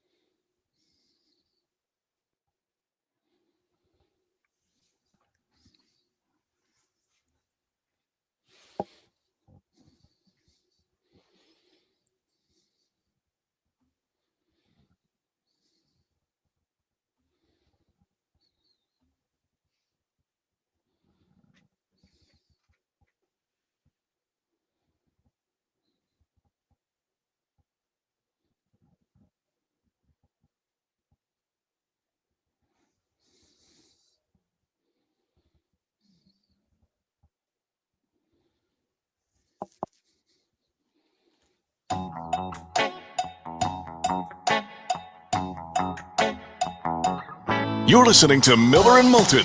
And now, here's Mark Miller and David Moulton. 21 minutes past the hour. Fast moving show today. Kurt Becker, Roy Cummings, Kevin Brockway, JP Shadrick, all joining us on the American Paint Supplies hotline. You missed any of our interviews, covering a whole lot of ground about a whole bunch of things. Go to millermoulton.com and download what you missed. You know, we spent a lot of time when Ohtani had that amazing game, you know, the 6 or 7 shutout innings, and he hit 3 homers. And then, you know, the other night, 2 homers, 2 doubles, comes back the next day, pitches into the 7th. And, you know, we've never seen anything like him. And we haven't. I mean, to be honest, you could argue he's performing better than Babe Ruth, because when Babe Ruth was at the top of his pitching game, he hadn't become Babe Ruth the slugger yet. And then about a quarter of a way into his career, he stopped pitching, and he was just Babe Ruth the slugger. So, I mean, Ohtani's amazing. But, Mark, we got to give this 22-year-old Yusevich his due. We may never see – when will we see a kid, if you will, a rookie, who I don't even think has played enough in the major leagues to lose his rookie status? I think he can win Rookie of the Year next year. No, I think you're right, David. And I believe, if I read it right this morning, he broke a record for most strikeouts by a rookie in a World Series game that Don Newcomb had in 1949. Right. Okay, I mean, right. Uh-huh. Not that it happens every day or anything. But So Newcomb had 11 Ks in 1949. So listen, he was a first-round pick, as you mentioned. He went to your son's alma mater, East Carolina. Your son saw him, and you said he told you, I saw the first batter he ever faced, and went, this kid's different. Yeah, he literally, he's with a buddy. He said, Yusevich walked the kid on 4 pitches, and Jake looked at his buddy, said, oh, my God, this kid's good. And he's like, what are you talking about? He just walked the kid on 4 pitches, proceeded to strike out the side. I've been hearing about this guy for a while. I've watched him. Since my alma mater doesn't play baseball, and if they do, no one cares, I've watched ECU baseball a lot more than I ever thought I would in the last few years. So he starts at A ball, and there's 2 levels of A ball, low A and high A. He starts in low A at Dunedin. He pitches 7 games. Then he goes to high A, Vancouver. He pitches 4 games. Then he goes to double A, New Hampshire. Funny thing is, his ERA in New Hampshire is 4.5 in the 7 games. By the way, he's not pitching very much. Like in Dunedin, Mark, 7 games, 33 innings. Didn't even go 5 innings in appearance. Vancouver, 4 appearances, 17 innings, barely 4 1/3 an average appearance. Dunedin, 30 innings, New Hampshire, 30 innings and 7 appearances. Once again, he's going like 4 1/3. All right. Buffalo, 4 appearances, 17 1/3 innings, 4 1/3 an appearance. He makes 3 starts for the Jays in September. That's it. 3. So he's appeared in 25 games before the playoffs, 22 of them in the minors. He's thrown 98 innings. That's it. That's it before the playoffs. Last night was his 5th appearance in the playoffs. Hell, Mark. Okay, that's more appearances than he made in high A and triple A and in the majors this year. And he's done it all in a month. Well, and I'm pretty sure that last night just his 2nd road start ever? Quite possible. I don't know, but okay. I mean, we can go back. Game 1 of the World Series was at home, and, we could look. The Yankees game was at home. Right. Dominated game 1. Right. Mm-hmm. Yeah. This is big-time stuff. This is unreal. Unreal. He's pitched at basically every level of baseball you could pitch at all in this year. And the second time the Dodgers saw him also. You can't even credit it to, they had a scouting report, but they'd never seen him before. No, they saw him in game 1. And he wasn't bad in game 1. Oh, he was fine. He wasn't great, but he wasn't bad. Only went 5 innings, gave up 2 runs in 5 innings. Okay. Nowadays that's almost a quality start, but whatever. And I mean, game 1 of the World Series, he's 22. Right. And by pitching him in game 1, and we pointed this out before game 1, they didn't save him to pitch 2 at home. They didn't say we're going to pitch you in game 2, so we've got you back for game 6 in Toronto. No. We're going to pitch you game 1, and then we're going to throw you again in game 5 in LA. By the way, his prorated salary, because he was only in the majors for like 3 weeks, $57,000.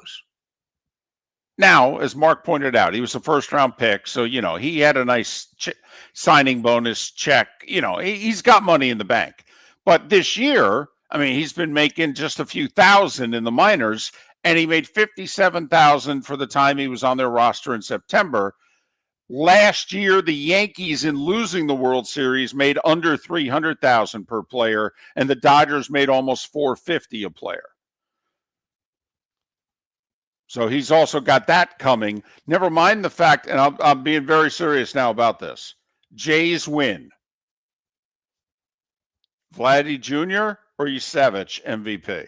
It's going to be Vladdy Jr. And I don't have a problem with that, but I'll bet you he finishes second. The only thing that I thought that there's a way for Yusevich to get the MVP is it goes 7 and he comes out of the pen in game 7. And let's face it. And if you're Toronto, would you not consider it? Because I would. How could you? Really? You're going to go to your 3rd best middle reliever, or are you going to give Yusevich the ball on the day that he normally throws and say, just throw as long as you got? Get me 3 outs, 6 outs, whatever you can do, kid. Whatever you can do. We'll take it.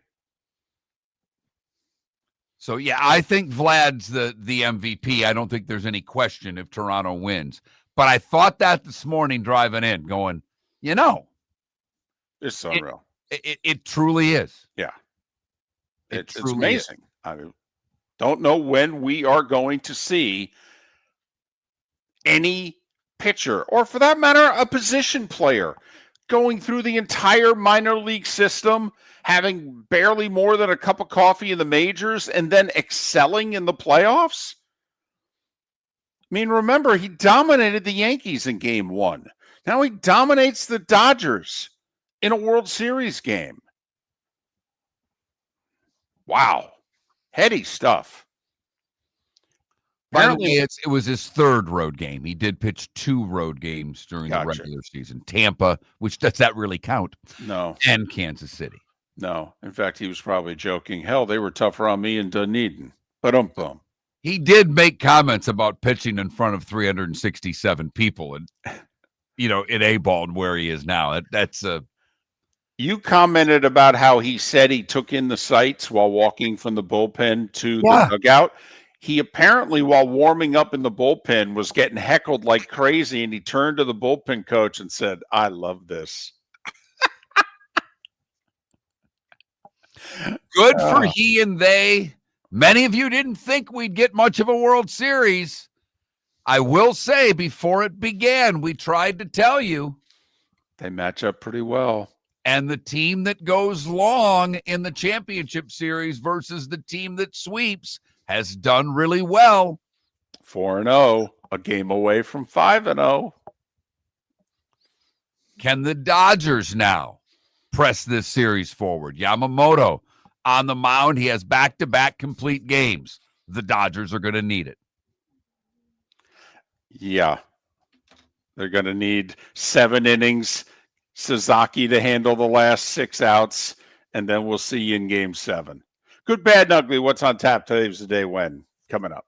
Your roof is your home's first line of defense. At Pelican Roofing of Florida, Ronnie John and their team bring years of experience to protect what matters most, your family and your business. From residential repairs to large-scale commercial roofing, we deliver honest work, fair pricing, and quality you can trust. An upgrade on your roof can lower your insurance costs. Don't wait for a leak to turn into a disaster. Call the experts at Pelican Roofing today. 1-866-9-PELICAN. That's 1-866-9-PELICAN. Online at PelicanRoofingCompany.com. CCC 1332512. They've cut the nets, they've raised the banners, and now they're headed to Fort Myers. Michigan State, North Carolina, and other top programs take the court in the Skechers Fort Myers Tip-Off this Thanksgiving week. Legendary programs, championship traditions, college basketball's biggest names, live at Suncoast Arena. Tickets are selling fast. Get yours now at FortMyersTipoff.com/go. That's FortMyersTipoff.com/go.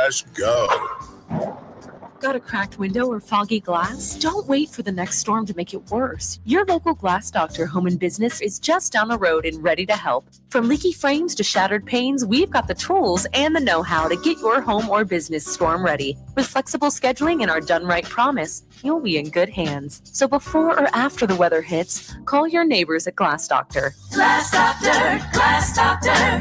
Call the Glass Doctor, we fix your pains. Oh yeah! Mark Miller for Sleep Treatment Direct. They are helping me with sleep apnea. And by helping me, I mean curing me. No more CPAP machine, no more snoring, no more tossing, no more waking up exhausted. Their expert team got me the right treatment, fast and hassle-free. If you want to feel energized and get rid of your snoring, call Sleep Treatment Direct today. 444-1741. That's 239-444-1741. Sleep Treatment Direct. Sleep safe and sound. This is Miller and Moulton.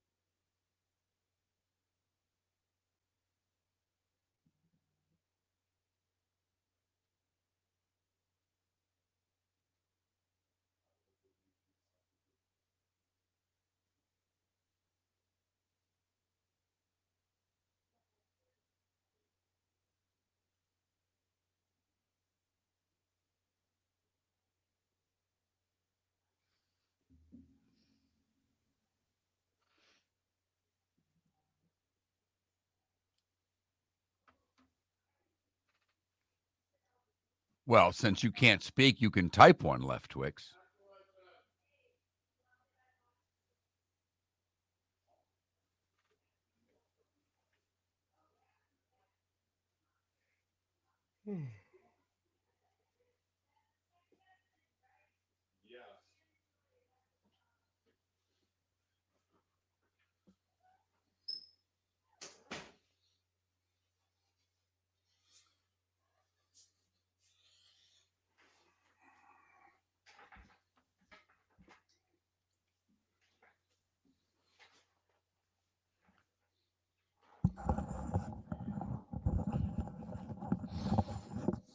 So Vlad is now minus 200 to win the MVP.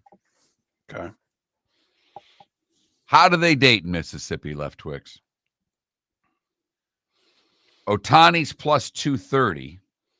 Kirk plus 2,500. Addison Barger plus 3,000. Yusevich plus 5,000.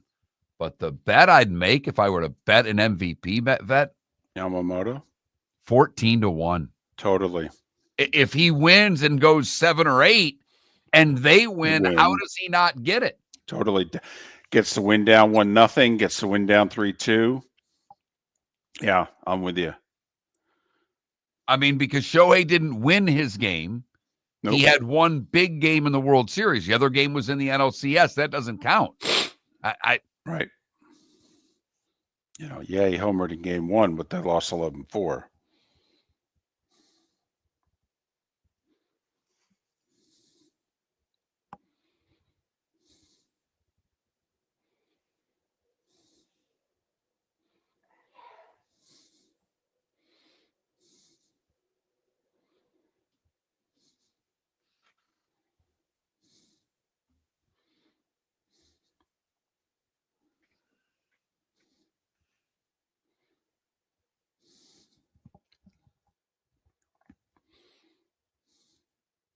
I've got to admit, Left Twix, this is as long as I've ever waited for a punchline. Yeah, really. I'm guessing that, people in Mississippi can type faster than you.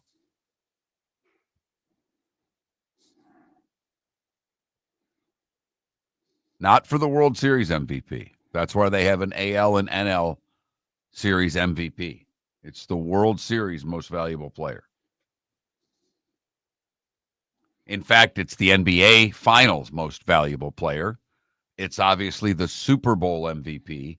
The only playoff trophy that considers the entire playoffs is hockey. There's your insignificant factoid for the day. Brought to you by Lee County. Building a better community through business, sports, and tourism.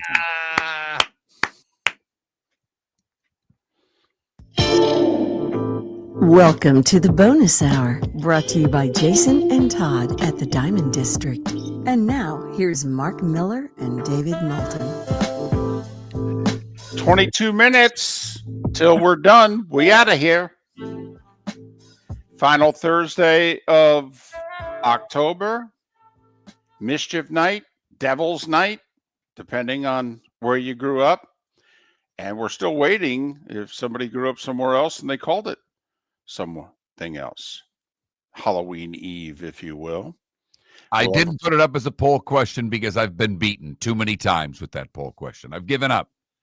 I still think the rest of the country has it wrong. It's Devil's Night, but that just happens to be where I'm from. Can you believe that candy corn is doing better than Devil's Night? Way better. Because Devil's Night always lost like 60-40, 62-38, something like that, But candy corn's hanging in there. I mean, if they can get Miami-Dade County to come in late, they could pull this sucker out. And those of you who don't like it, I mean, on X, Carlos, candy corn is trash. I mean, trash. Somebody in the Twitch chat room said it's apparently 47% of your audience likes to eat crayons. Correct. Right. So, yeah, this really upsetting you. Not upsetting me. I leapt out in front of this. I jumped out and said I knew this would cause a controversy. I am amazed that nearly 48% of our audience is with me on candy corn. I'll tell you, you may steal this election. This would be a shocker. This would be your best poll win ever. I agree with that. I do. It's that time again, nearing the end, but not quite there yet. Here's Mark Miller with Today Was the Day When. And today was a day when, brought to you by the Fort Myers Tip-Off. Great tournament. Monday through Thursday, the men, 2 divisions, Monday, Wednesday for 1. The big boys Tuesday and Thursday. The women's tournament tips off on Friday with great teams in all the categories. Go to FortMyersTipoff.com, FortMyersTipoff.com. We start today in 1873 when P.T. Barnum's Circus, the greatest show on earth, debuts in New York City. 1938, The War of the Worlds, narrated by Orson Welles. It's broadcast on radio, allegedly causing mass panic. 1970, Black Sabbath makes its U.S. concert debut in Jersey, David, at Glassboro State College. Oh, wow. The show interrupted twice when they blow out the power. That is so Black Sabbath.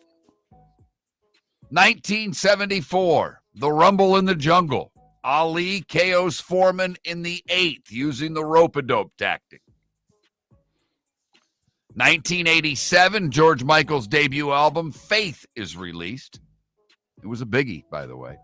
Yes, it was. 2022, founding member of Run DMC, Jam Master Jay, shot and killed at his recording studio.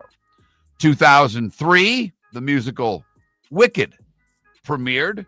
It would win 2 Tonys. 2013, Red Sox beat the Cardinals in 6. They won this one at Fenway to win the title. Ortiz, your MVP.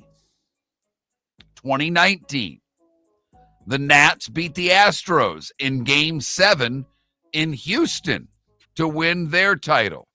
Steven Strasburg, the MVP. And he basically didn't pitch 50 innings for him ever again, and they signed him to a monster deal. That was the World Series in which every road team won. Keep that in mind. Like if you're wondering when's the last time a team down 3-2 came back to win a World Series, it was the Nats against Houston 6 years ago. 2 years ago, Magic Johnson becomes the 4th athlete to become a billionaire. Jordan, LeBron, and Tiger, the other 3. And a year... Did you see Magic's very insightful post yesterday? I did not. It's Game 5 of the World Series, and when the series is tied 2-2, the winner of Game 5 is in control of the series. I can't believe he never made it as an announcer, a coach, or a GM. It's shocking. Great smile. A year ago, the Dodgers beat the Yankees to win in 5, coming back from a 5-0 deficit. They would win 7-6. Freddie Freeman, the MVP. Christopher Columbus, President John Adams, and Diego Maradona would have all celebrated birthdays today. It's an odd couple right there, an odd threesome. Got that right. Grace Slick from Jefferson Airplane. She's 86. Fonzie's 80. Henry Winkler, 80 years old today. Kevin Pollak is 67. Gavin Rossdale from the group Bush is 60. Quinn Snyder, 59. Ty Detmer, 58. Ivanka Trump is 44. Marcus Mariota, 32. Devin Booker, 29. And Cale Makar from the Avalanche is 27 years old today. What did I miss, David? You didn't miss anything. You've been on a roll lately. Paying attention to a few things, like candy corn. Right. Well, important stuff. Time to see life a little bit differently. Here's Mark Miller with the good, the bad, and the ugly. What you got, Mark? We go to Tampa for the good, where Gabriella Hartley said her dog Luca went missing from her apartment when she got home from work at 4 a.m. in 2018 and found her front door had been kicked in by a burglar. 7 years later, the microchip company Petkey learned Luca had been found. It was found wandering loose on a Tampa road, and Officer Bishop from the Tampa Police Department picked the pup up.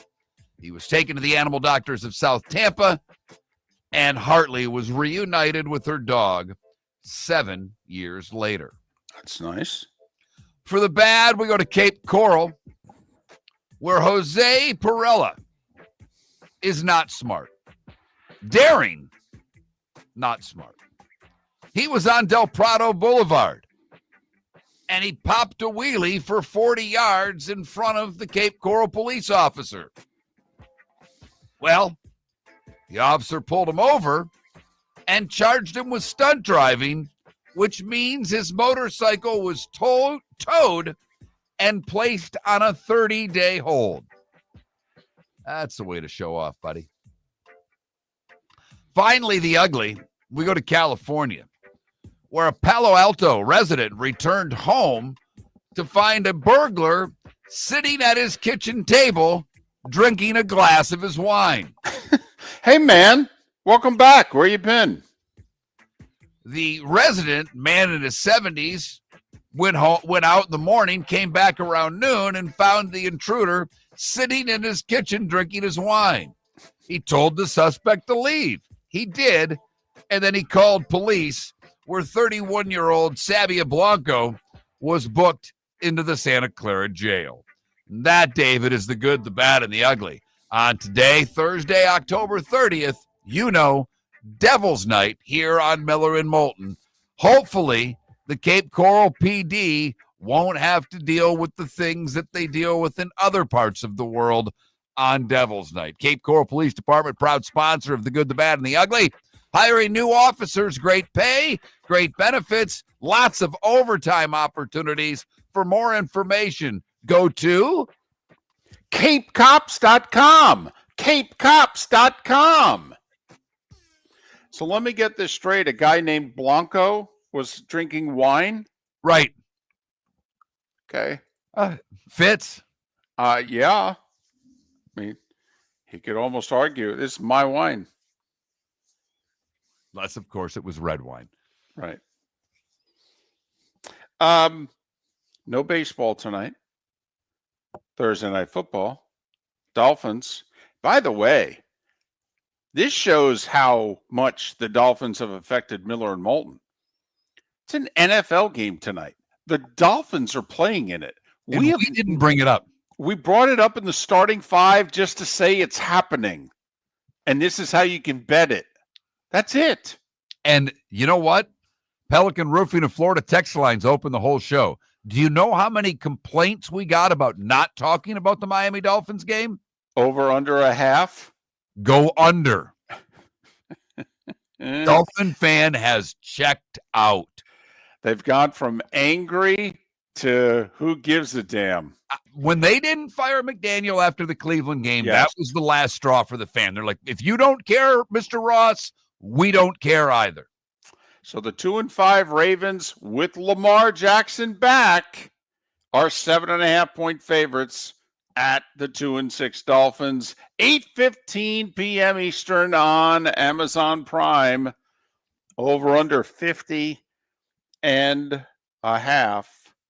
So, 29-22, 28-21. That's what Vegas has laid out. Bet accordingly. There are some college football games tonight. There are two of them. Marshall at Coastal Carolina, 7:30 on ESPN2. Tulane, the Bears watching, they could win the American and be in the playoff at UTSA, 7:30 on ESPN. And the coach for Tulane, with all these job openings, is probably coaching his final series of games with the Green Wave.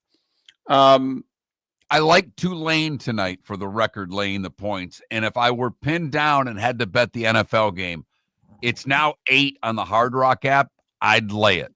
I would. Wow. It's all the money then coming in on Baltimore because that game was 6.5 the early part of this week. So, wow. All right. Thursday night and the road team laying 8. I got you. I know it's Lamar back and all that. All right. NHL, there's 11 games tonight. One of them nationally televised. It's the Lightning at home against the Stars, 7 o'clock on TNT. Our buddy Roy Cummings is going to that game. Other good matchups, obviously. Hey, the Magic have lost 4 in a row. They're in Charlotte. Need a win tonight, boys. Absolutely. And you know what? This one intrigues me. The Heat have only lost opening night to the Magic. They've won every game since. They're in San Antonio. Spurs haven't lost. So Heat at Spurs, one of the 4 NBA games scheduled tonight. No baseball tonight. Game 6 tomorrow. I may go 3-team parlay today. I may go Tulane, Ravens, Spurs. Just to win, or are you going to lay the points? Oh, I'd lay the points. I mean, let's get a return on this sucker.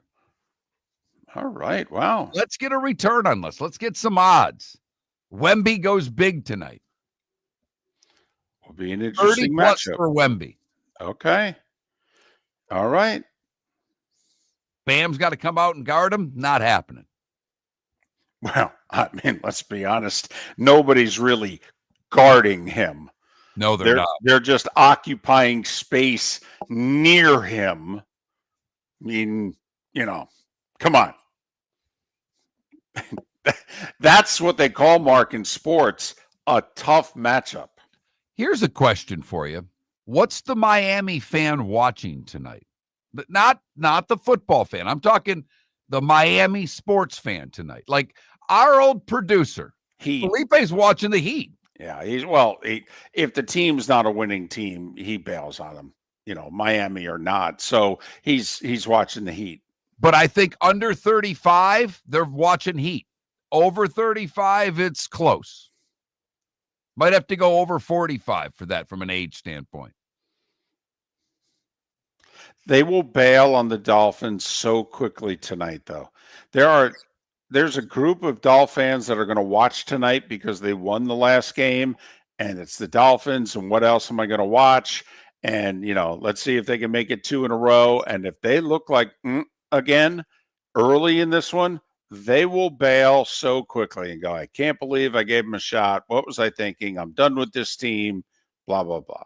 So the guy that invited me to the suite called 2 days ago and said, do you want to go? And I said, my son's in town. He goes, what if I can get you both a ticket? And then I realized I actually have something that I have to be at tonight. So I can't go. I have to be at an event for a friend. And I played golf with the guy yesterday, and he's like, I'm so bored with this. I don't know how to tell him, but it's a free ticket and a free ride in a suite. He goes, it doesn't even excite me anymore. That's where the Dolphins are at right now. Wow. Never mind the fact he's probably having difficulty getting people to accept it. Exactly. You can't give suite tickets away anymore for a Dolphins game. What's the world coming to? Mr. Ross, fire the damn coach. Football Friday edition tomorrow. That means Lee Sterling, Miller and Moulton will make their picks, and Pat Kerwin to talk the NFL. Besides the sales experience at the Diamond District, we offer a litany of other services. Appraisals. We have 2 GIA certified gemologists, full-time, servicing your needs with appraisals. We buy gold, diamonds, gemstones, Rolex watches. Repairs. We have 3 full-time master bench jewelers. A beautiful custom design department so that we can give you one-of-a-kind jewelry. Come see Jason and Todd at the Diamond District. Football season is back, and celebrate your game day with Jimmy the Beef Guy. We're talking tender, juicy Chicago beef sandwiches. Whether your party's for 10, 100, or 200, bring game day to your house with Jimmy the Beef Guy. The catering packages come with the beef, the gravy, the peppers, the bread, everything you need. 2 convenient locations, Fort Myers and Bonita Springs. Skip the ordinary and bring the beef. Jimmy the Beef Guy, Chicago flavor, Southwest Florida style. Call today or visit jimmythebeefguy.com. Tell him Miller and Moulton sent you. Let's talk the big differences between Floor Meisters and the big box store that sells flooring. Floor Meisters is family owned. They do flooring, not doors, nuts and bolts, or weed killer. They specialize in it. They know it.